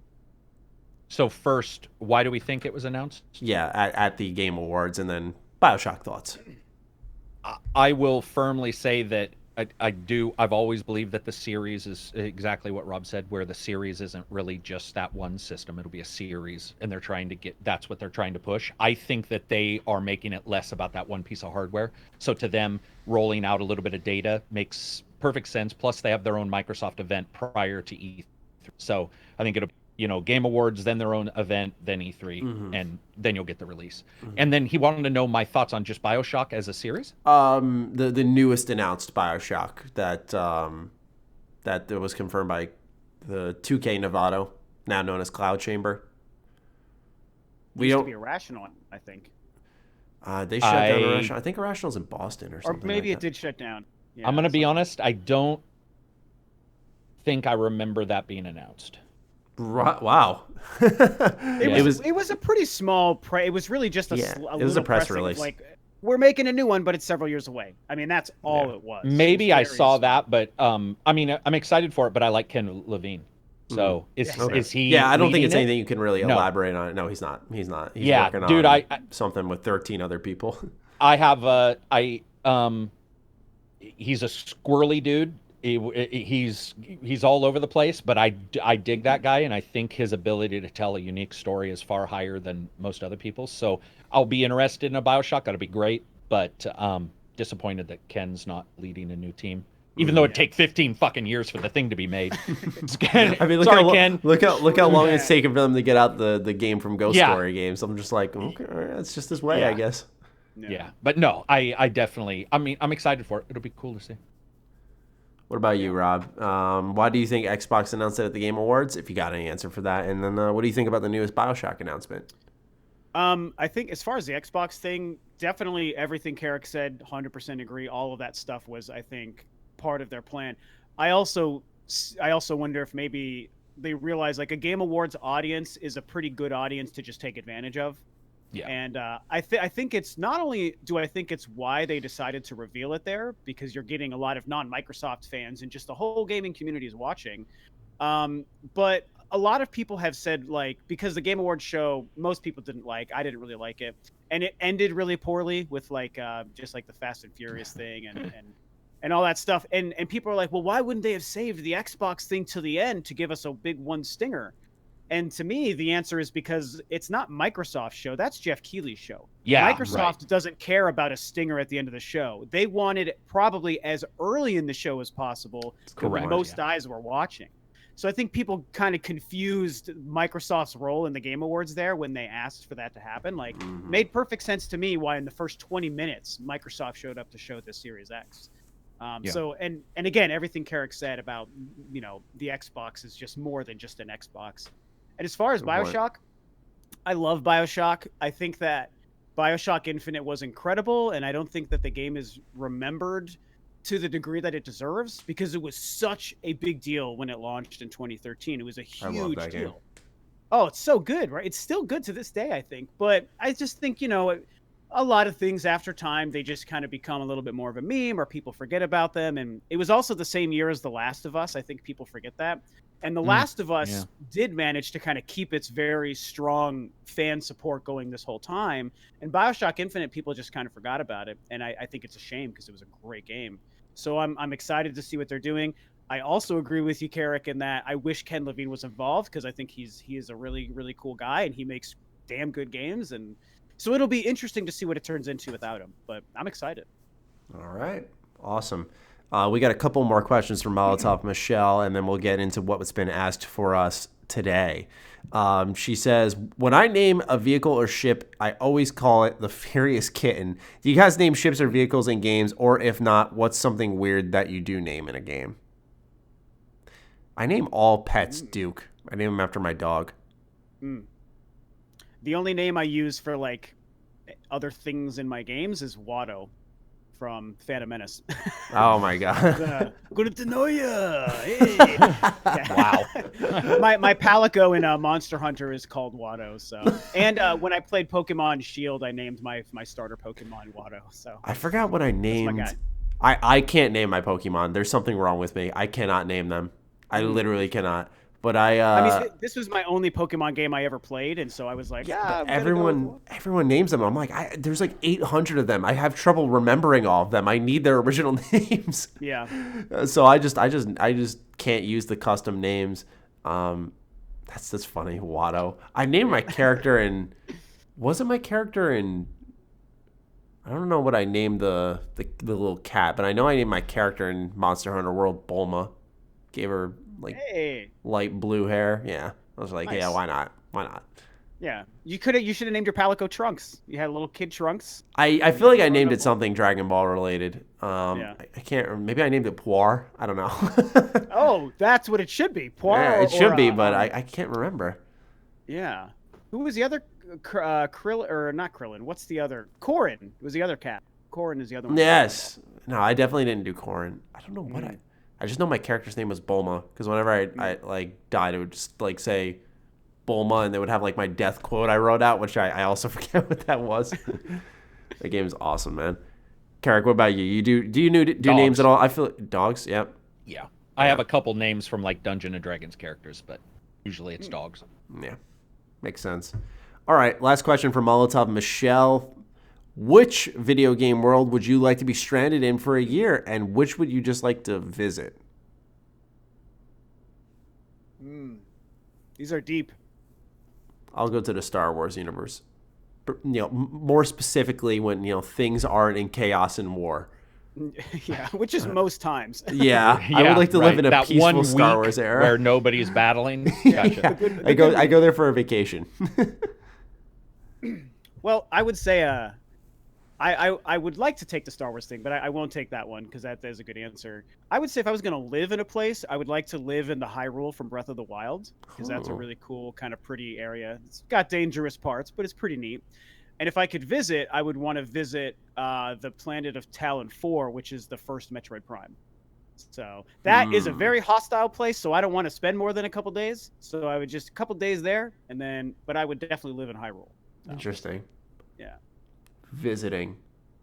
Well, actually, if I were to pick anywhere to live, I would live on Manan. Yeah, it's my favorite planet. Yeah. If I were to visit anywhere in a video game world. Yeah, they're like different, right? Like they're different questions, the living and the visiting. Yeah. Then again, would I want to live on Manan? Because I feel like Manan's so like structured politically, and it's so like they bring down the hammer on everyone. I don't know. Might be a place I want to. Yeah, I'm gonna visit Manan instead. I will visit Manan, and I will live.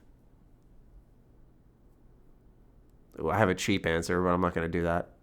I was gonna say I would live in the Spider-Man version in New York City, so nothing would really change, and I just have Spider-Man in my world. That's a good hack. It's a pretty good. Yeah. It's a pretty good answer. That's a little life hack answer there. How about that? All right, Karak, what about you? Fable to live in because you'd just be fucking everybody. Yeah. Like, dude, Fable or Skyrim, because they're so easily romanced. Fuck, imagine you just be like, you would never have to worry about being single. You just A and you'd be fucking. Dude, if you want Everyone easy getting sex, down and just boning. go in Fallout Yeah. 4. If you pick enough locks, Kate will like you, true. and you can just bang her. Or It's like, Sims, okay. I could go to Sims 4, but I have a feeling I would light my fucking house on fire on accident. What about Mass Effect? There's a And lot of visiting, boning in that's Mass what I was Effect. going to say. Yeah, I mean, Oh. Mass Effect is it's like one of the coolest worlds. Jade Empire. Most of mine are BioWare. If you want to get your rocks off in a stupid game world, you should just go to what's the name of the game? Ride to Hell. Oh, no God. shit, right? God, that game. That game is. I I only only know got that from the- like an hour in, but I just remember like you beat up a guy and because you did like some girl has sex with you and you're like, what Like, the let's fuck? go. Yeah. I only know that game from the Angry Joe review, but it was so fucking hilarious, man. It's like, wow. I have a video on my horrendous. channel of me playing it, and like I just remember like a lot of my friends would like reach out to me and tell me it was like funny when I got to that point because I was just like baffled why they were having sex. That's how women work, didn't you know? Yeah, it's like what the fuck. Oh man, Ride to hell. literally. Yeah. Empty and Made has a good question. What, if any, New Year's resolutions did you guys make this year? Never make them. Don't make them. No, I like a couple years ago, like I pretty much started making them when I'm, anytime through the year. Sure. If I want to change something, I just change it. I'm not saying I'm better than everybody else, by the way. I'm just saying I realized I wasn't completing them if I was doing a New Year's one because it's like sort of the thing to say you did one. So I've just been like, if something pops up, I'm like, I'll make it right now and not wait. I don't, for New Year's, I haven't made one in a tremendous amount of time. It's been many years. Yeah. I get the allure of like the palate cleansing. Like for me, like 2019 right. was like a super chaotic year. Like it wasn't a bad year. It was just really chaotic. And I was But just you like, feel like you can reset. yeah. on Like, a so I certain get the day. internal Yeah. reset. But for me, like Karak, once I want to change something like my diet, my exercise habits. Just change it. Yeah. I just change it. Yeah. I'm just, Eat better food, you know? Yeah, right. That's all you gotta do. What if the world was that easy? It's because it's not. Possibly be. It just Yeah, can't God, be. that'd be amazing. Just eat better food. Okay, copy, done. Nope. If it's not January 1st, I can't do it. It's gotta be right. January 1st. Gotta wait. I mean, I do kind of like fall to like, I become a sucker for the idea of a New Year's kind of palate cleanse. And the only one that I kind of made was it's a little bit of a cheat because it's not so much a New Year's resolution, but my girlfriend and I were just in the process of buying a house, and unfortunately Cool. we had to walk Congrats. away from the purchase. sorry. Yeah, so it didn't go through. sorry, the way we that would've, unfolded. Yeah, It's that all was like an up and down there for a second. I Like, know, good job. yeah. Not. I tricked you. Actually, not a good job.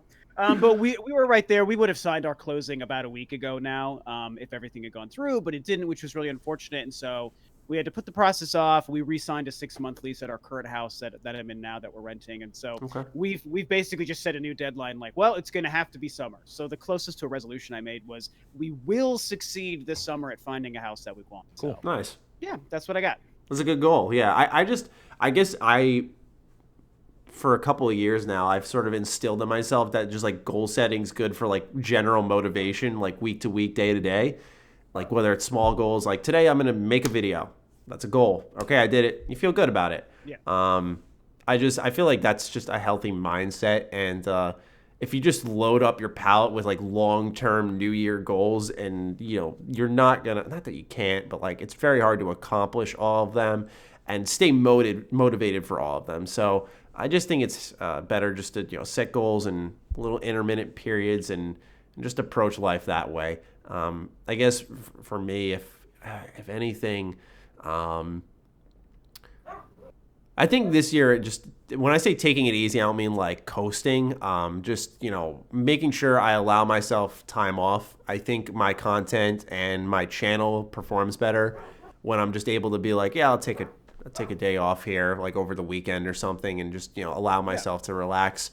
I don't think I did that quite enough. I've gotten better at it. I used to never, but I used to struggle with it a lot. And so that's kind of like one of my continuous goals, just to, settle into a healthy work life, because it makes the rest of my life a lot more healthy. So if anything, that would be my pick.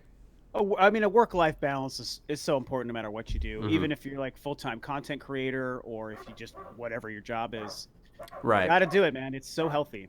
Exactly. So, for me, like, the worst feeling is like when I'm stuck in the chair all day, but I have to neglect like going on a run or some form of exercise. Like that's when it feels the worst to me, because it's like, I feel like I'm sacrificing when there could be a balance. And usually it boils down to, I think, some type of scheduling. All right. We got 4 questions from Mike Fury. Surprise, surprise. Number 1, will you guys play Temtem, the Pokemon-like MMORPG? I heard a lot of chatter about this. Hell yeah. I hadn't even heard of it. Temtem? Hell yeah. Yeah, that game, by the way, looks like the Pokemon game to get people who aren't into Pokemon style games. Huh. Yeah. MMO. I'm gonna look it up right now. Yeah. It was a Kickstarted game. A lot of people are very big on it because they're saying it kind of took the Pokemon battle system, expanded on it. I have not looked into it at all. I just saw Spawnwave say a couple of things about it on his Twitter account, but that was really it. Like I haven't seen anyone talk about Temtem at all, or Tim What is it called? Is it on a PC game or? It's on Oh no, PC. it looks like it's on everything actually. Well, yeah. I have it on PC. Yeah. Stress test is tomorrow, 17th and 19th, and then it releases on the 21st or 24th. I can't remember. Oh, it's actually releasing this month. Yeah, it'll be in early Wow. access, but it's considered a game, so they're fully doing stress tests right now. Wow, I gotta look into love it. the art style. The art style is Yeah, really cool looking. MMO Pokemon. It legit. Everybody I've talked to who's played it. I'm gonna play it tomorrow. Has been over the moon for it. So and people who don't like Pokemon, which is interesting to me. So that's why I want to cover, or I want to check it out. That's definitely me. So I might have to try it then because I'm not. You might be interested. For some reason, I thought you already.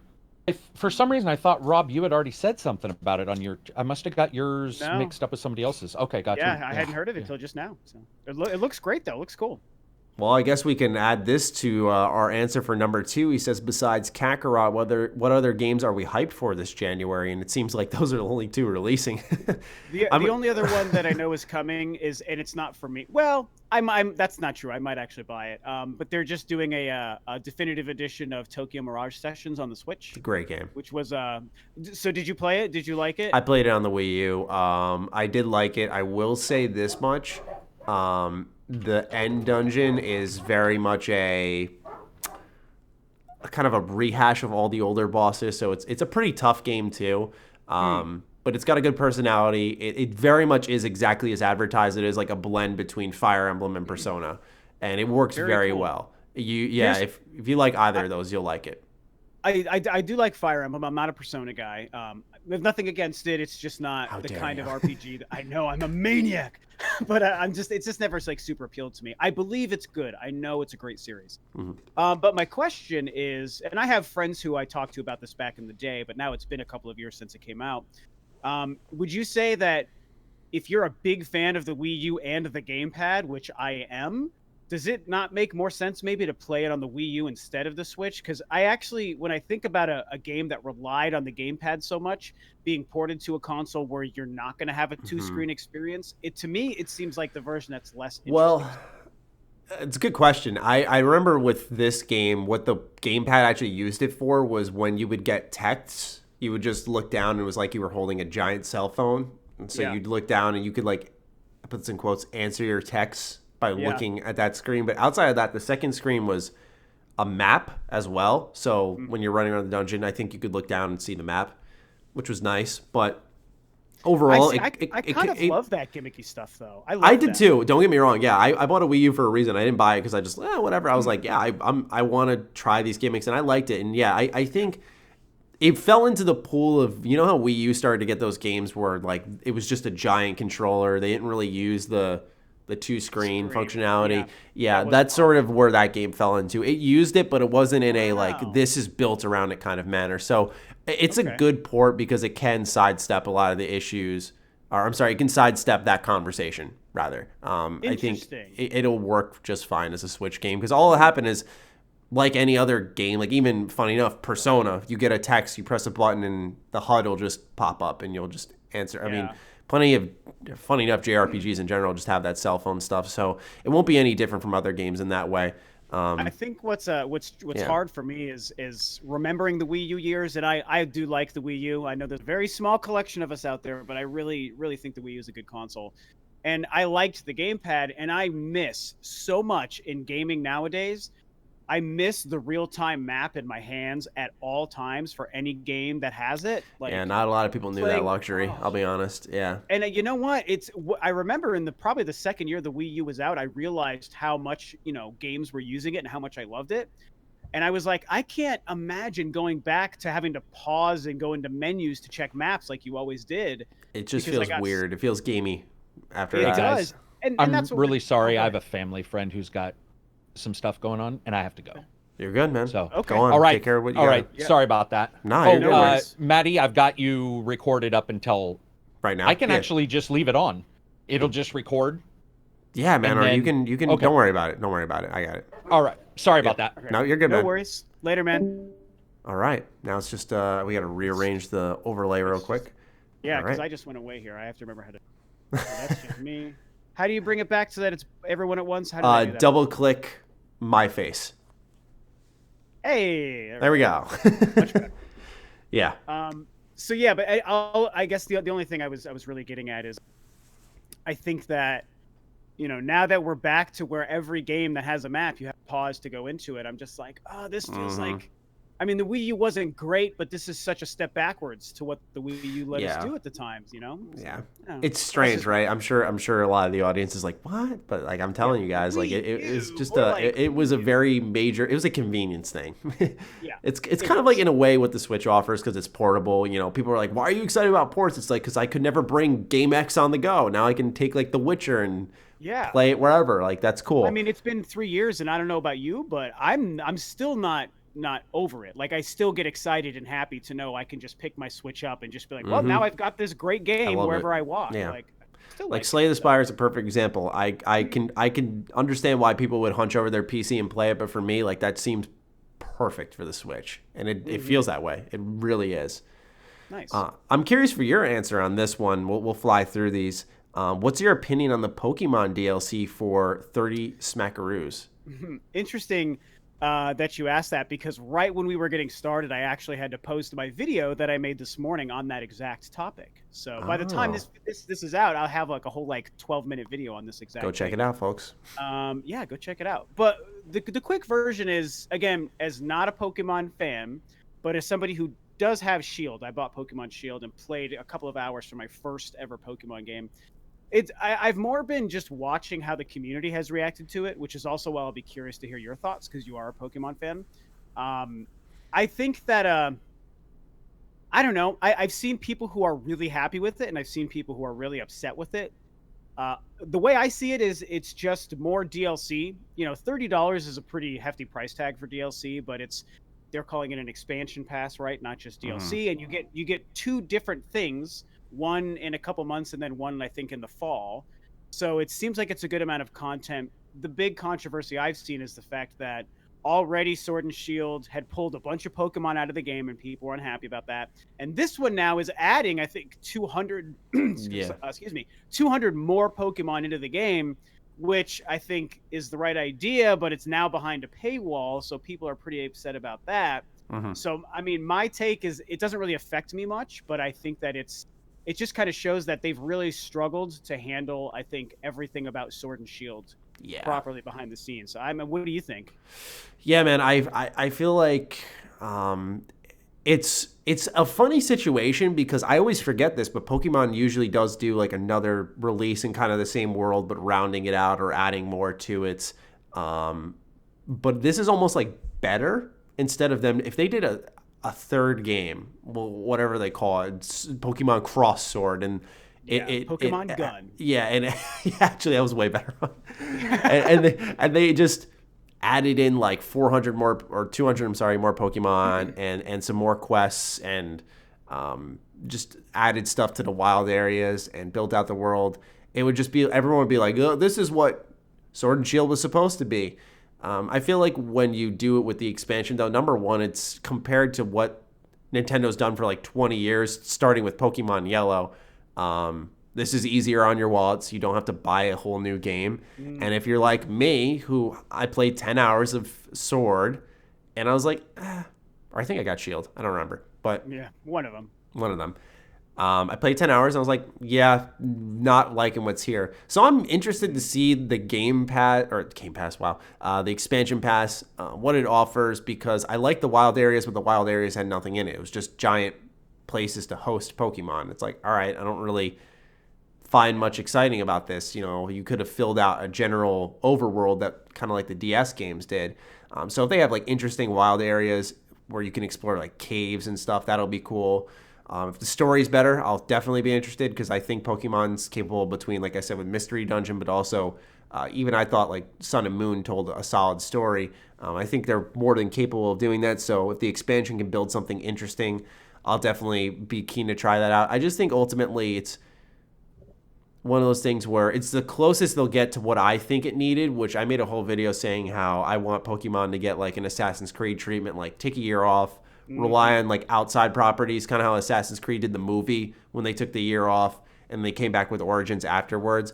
I would like to see Pokemon just go in on the movies, manga, go on Pokemon Go, and just kind of leave it at that. Maybe like a remake like Mystery Dungeon where it doesn't affect anything. That's fine. Put that out there, and let the main series like breathe and reset. Because whether you're a core fan, hardcore, casual, I think it was pretty obvious that this game had some problems and it could have been a lot better. And so I think this is the closest with this expansion pass we'll get to my theory of them needing a little bit of a break. So I view it as a good thing, ultimately, in that long maybe answer. Maybe they're just buying time with this to give themselves extra time before the next one? Yeah, that could be part I think of so. it. Like, I mean, as a Nintendo fan, but not Pokemon fan, I've been waiting for the new Pokemon game to be announced. That is such a drastic departure from like the simplicity of what it's been that I'm like, holy shit, I have to play that game. Yeah, man. And they just have yet to do it. So yeah, one day, everyone wants that Breath of the Wild style Pokemon, and when it happens, that's I when do. everyone will be in on it. Ben Jam asks us our next question: if you had to start a new YouTube channel doing something not related to what you are doing now, which this includes for me my separate show with my girlfriend BFGFAFK, what would you focus your new channel on? Also, what's your favorite food and drink or snack after a long day of work? Ooh, there's a lot of stuff there. Yeah, there's a lot of stuff. Yeah, I've always thought about starting up a separate YouTube channel, but I think I would do cards. I like card games. Nice. I like playing the Dragon Ball Super card game. It's very similar to Magic the Gathering. It's just pretty much based in Dragon Ball, so it's more my speed.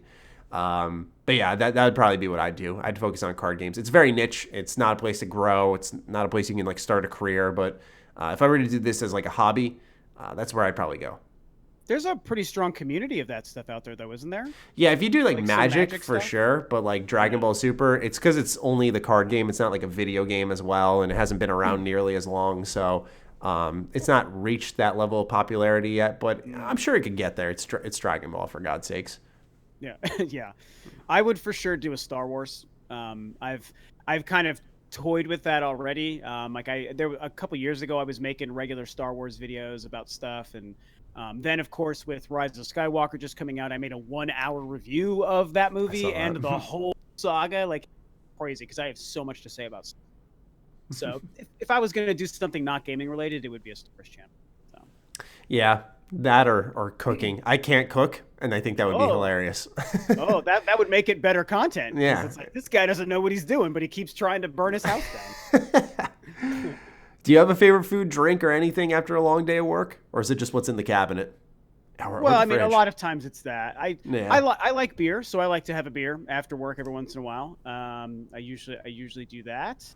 And as far as food, man, I'm not picky. I'm not allergic to anything, and so I'm just there you go. Just that's a situation where it's like whatever's in front of me, I'm gonna eat and I'm gonna love it. So. Yep.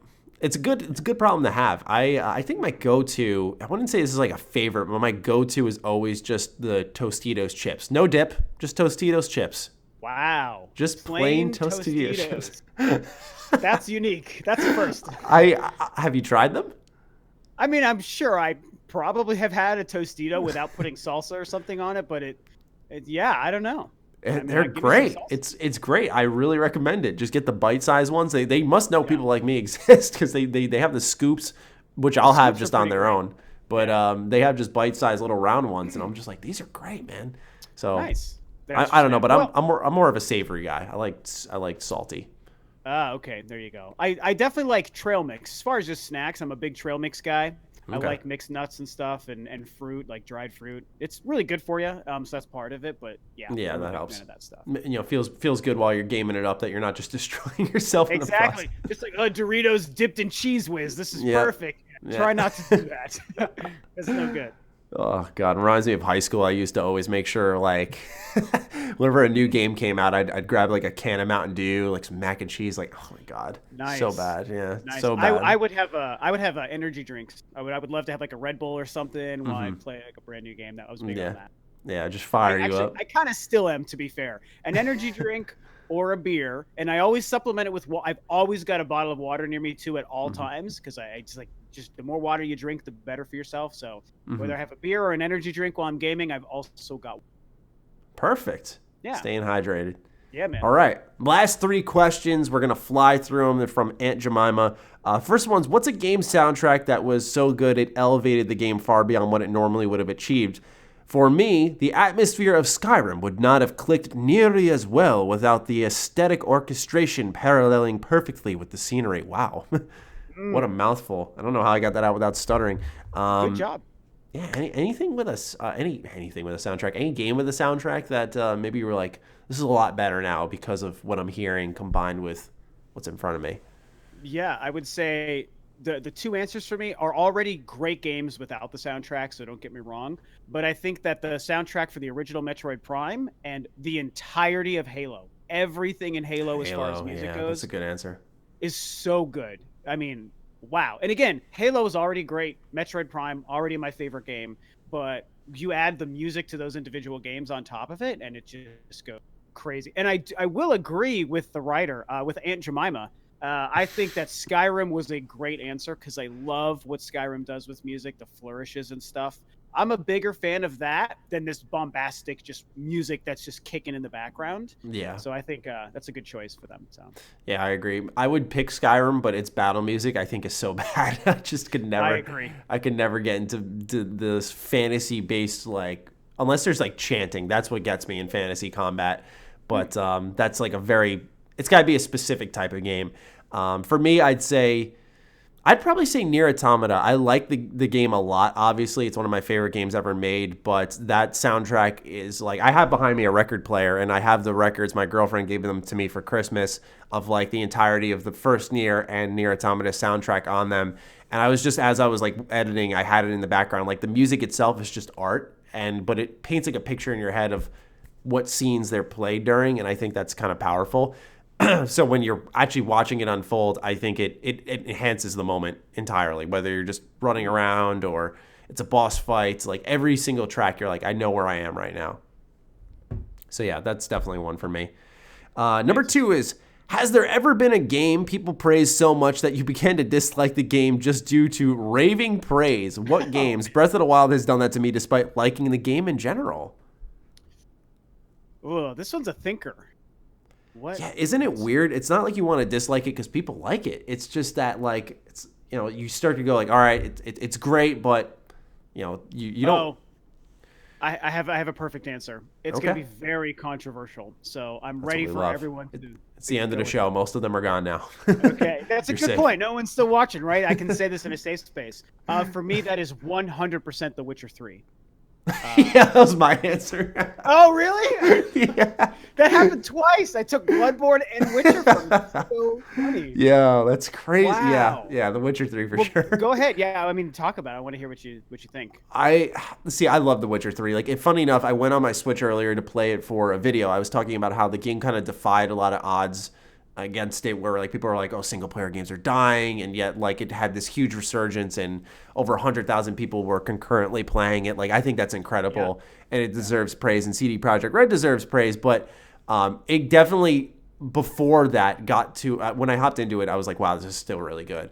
But when I first played it on the Switch, when I got it, it's still The Witcher. It's still great, but you noticed a lot of stuff in the game was taken from other titles, and they used those, like the Witcher senses, or like you could find that, for example, in Horizon Zero Dawn. Like the same mission tracking is all over the place, and so some of the ways you explore the world and encounter objectives feel very familiar. I don't think the combat's that sharp. It's fun preparation-wise, but it's not fun in practice. It's cool, like, on paper to be like, yeah, you prepare this potion for this creature, and you have this buff now, and then you can go in there, and then the combat itself is kind of janky. So ultimately, storytelling is the highlight. It's pretty consistent, so that's good. But yeah, man, like, as I was getting to, after, once it hit, like, 2017, I was like, okay, like, enough. Like, there are so many other great games that are coming out, that have come out. It's enough. And it got to the point where I was just like, okay, look, like now we have to, I made a video about it, funny enough, and I thought I was going to get like lambasted, but I didn't. I was just like, the constant comparisons to The Witcher 3 got like dangerous. Like everything was The Witcher 3. Yeah. Like it was always comparing to that, like Halo versus The Witcher, Call of Duty versus The Witcher. I'm like, what the hell? Like, yes, it set a bar, but like in the open world RPG genre, like it's completely separate. And we can't act like CD Projekt Red could do no wrong, because then they can just look at that feedback and coast, and at that point you're not going to get a game as amazing as The Witcher. So I feel like that praise really kind of hurt it. But what do you think? Because you brought it up first. So. Well, I mean, my feelings are quite a bit different, just only in the sense that like you mentioned how The Witcher 3 is still a great game, but all these things are what it is. I'm kind of in the camp of really not thinking the game is all that good, kind of base level. And okay.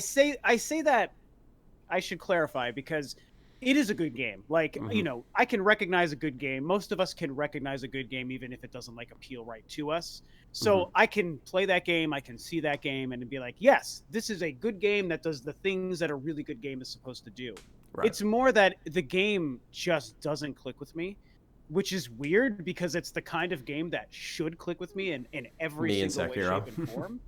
Oh, so there you go. Same thing you had with Sekiro, right? Is just doesn't work with you for some reason. And it's funny, because you were talking about how this new resurgence, and there was 100,000 concurrent players a couple weeks ago. I was one of them. I was like, oh man. Oh wow. Okay. Yeah, because I bought the game when it came out in 2015, and I was so excited. And in the first couple of hours, I was like, I don't like this game.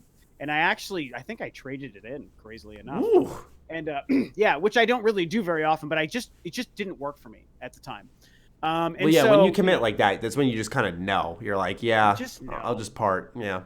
Yeah. And so what happened is with the show, and all that stuff, I was like, I really want to watch the show, but I need to understand this game more. And I know it's a great game. It probably just was a weird thing, 4 years ago. So I'm just going to play it. It's on Game Pass. Let's play this game.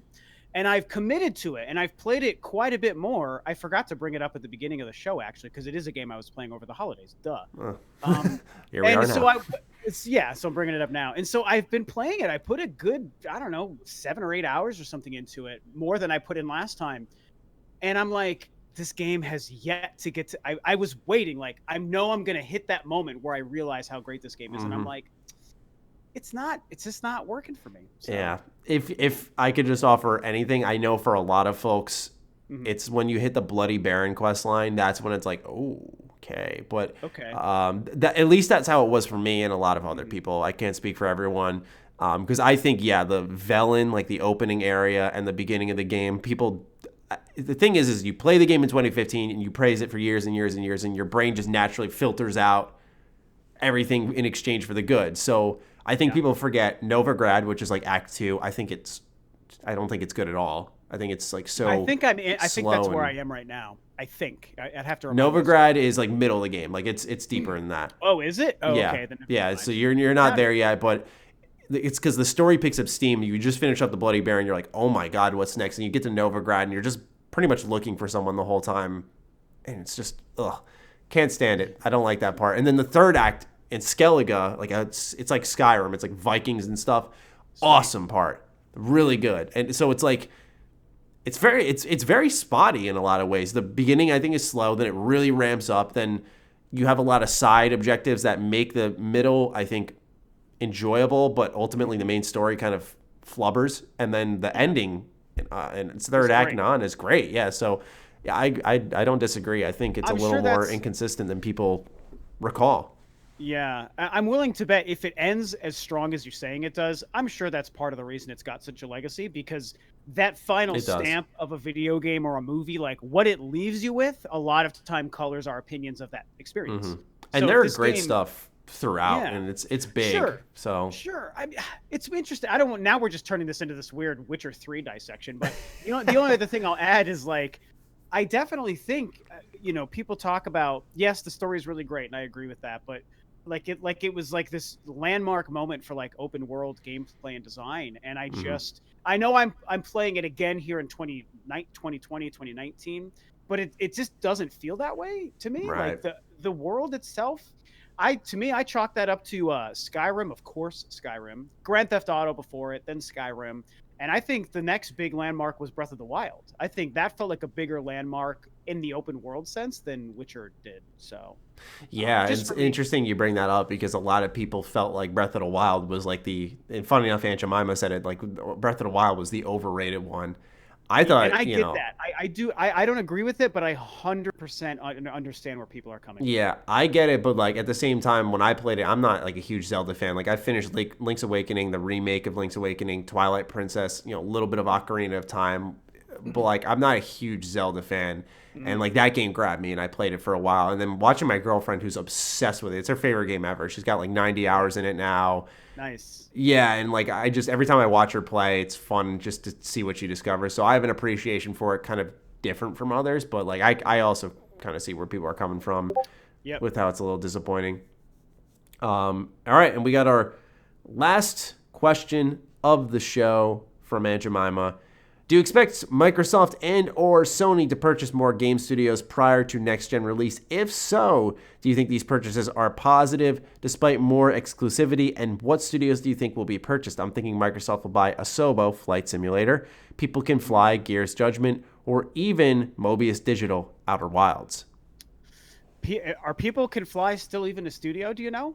I mean, I guess... I feel like I heard their name recently. I think they made something that got announced at E3, or was it Game Awards? Well, I think they also made the game Bulletstorm, right? And that game recently got a release on the Switch. They announced something recently. I go on, but they announced something recently. Okay. Well, the general question, I think, was like, what do we think about Microsoft buying all the studios? Was that right? Do we think they're going to buy any more? They're going to buy any more?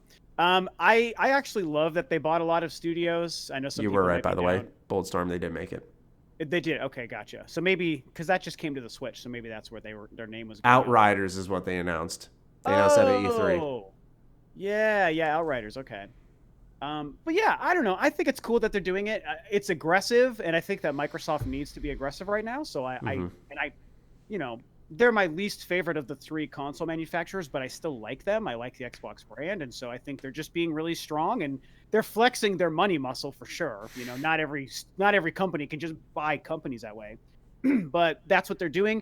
Obsidian's a great company. Ninja Theory is a great company, and they made their own internal one that I forget what it's called, like Dissective or something weird like that. Right. Yeah. And so I just think they're setting up a strong game plan to make sure that they don't get their ass handed to them next generation like they did this generation. Yeah. So yeah, I don't know who they would buy though. I don't know who else.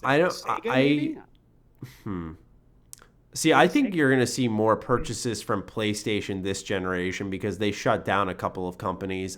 They shut down the ones who were working on Drive Club. They shut down another Sony-based studio. I forgot the name of it. Ready at Dawn's been incredibly quiet. So, you got to wonder. Monica, maybe? Yeah. So I feel like they're probably in line to make a purchase. I know they had been linked to Remedy quite a few times. So I personally wouldn't be surprised if PlayStation went that route with them. Because I didn't know this, but like I think Control was made on what was like $10 million, which is a lot of money. But for a video game, it's definitely not super expensive. So I think given the Epic Game Store deal, the Remedy's in a good spot where they could stay independent. But I think, they might want that security of being under Sony and having more people play their games for sure, and having that funding, that financial backing. So I just feel like Sony's probably going to buy more. And although it does lead to more exclusivity, I'd be a liar if I said I didn't find it inherently more interesting as a gamer making that choice. It's like all those RPGs are training me for this moment here to make a choice. Yeah. And ultimately, I always, ever since I was a kid, by the way, this is not me being spoiled. Like, I'd save up my own money. I always end up getting both, just because whether it's day one or I pick one or the other at first. Like, I always make sure I get both because I care about the games. I'm not like exclusive to one or the other. But yeah, ultimately, I think Sony will make more purchases. I think Microsoft kind of got their headway done. I think they're done spending now. I think they want to make something to show off. Maybe they'll announce one more, but I think we can expect Sony to purchase another studio or two, more likely than not. You'd think so. That is our last question. A very long episode. Rob, thank you for filling in as Karak pieced out. I appreciate you. I know you stayed a little bit longer than you had to because you got something to do. So we're going to let you run. If you want to cap this off with any things you got to promote, by all means. Yeah. Thanks again so much for having me on. I freaking love coming on the show and chatting with you guys. It's a lot of fun. I'd say as far as stuff I'm working on, like I said, while we recorded, I had my Pokemon DLC update video one up that will obviously be up when you guys see this. Something that I'm planning for maybe my next video or next two sometime in this coming week is I'm going to do it was too intimidating to do a top 10 games of the decade, so I'm deciding to do a top 10 Nintendo game.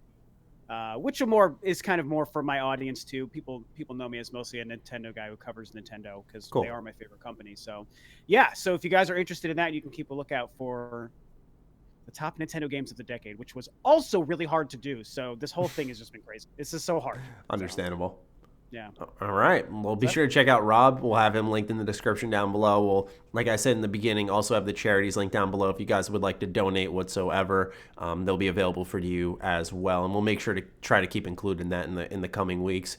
Thank you guys so much for tuning into episode 235. Here's to a great year for the show, and we'll talk with all of you soon. Peace out. Bye.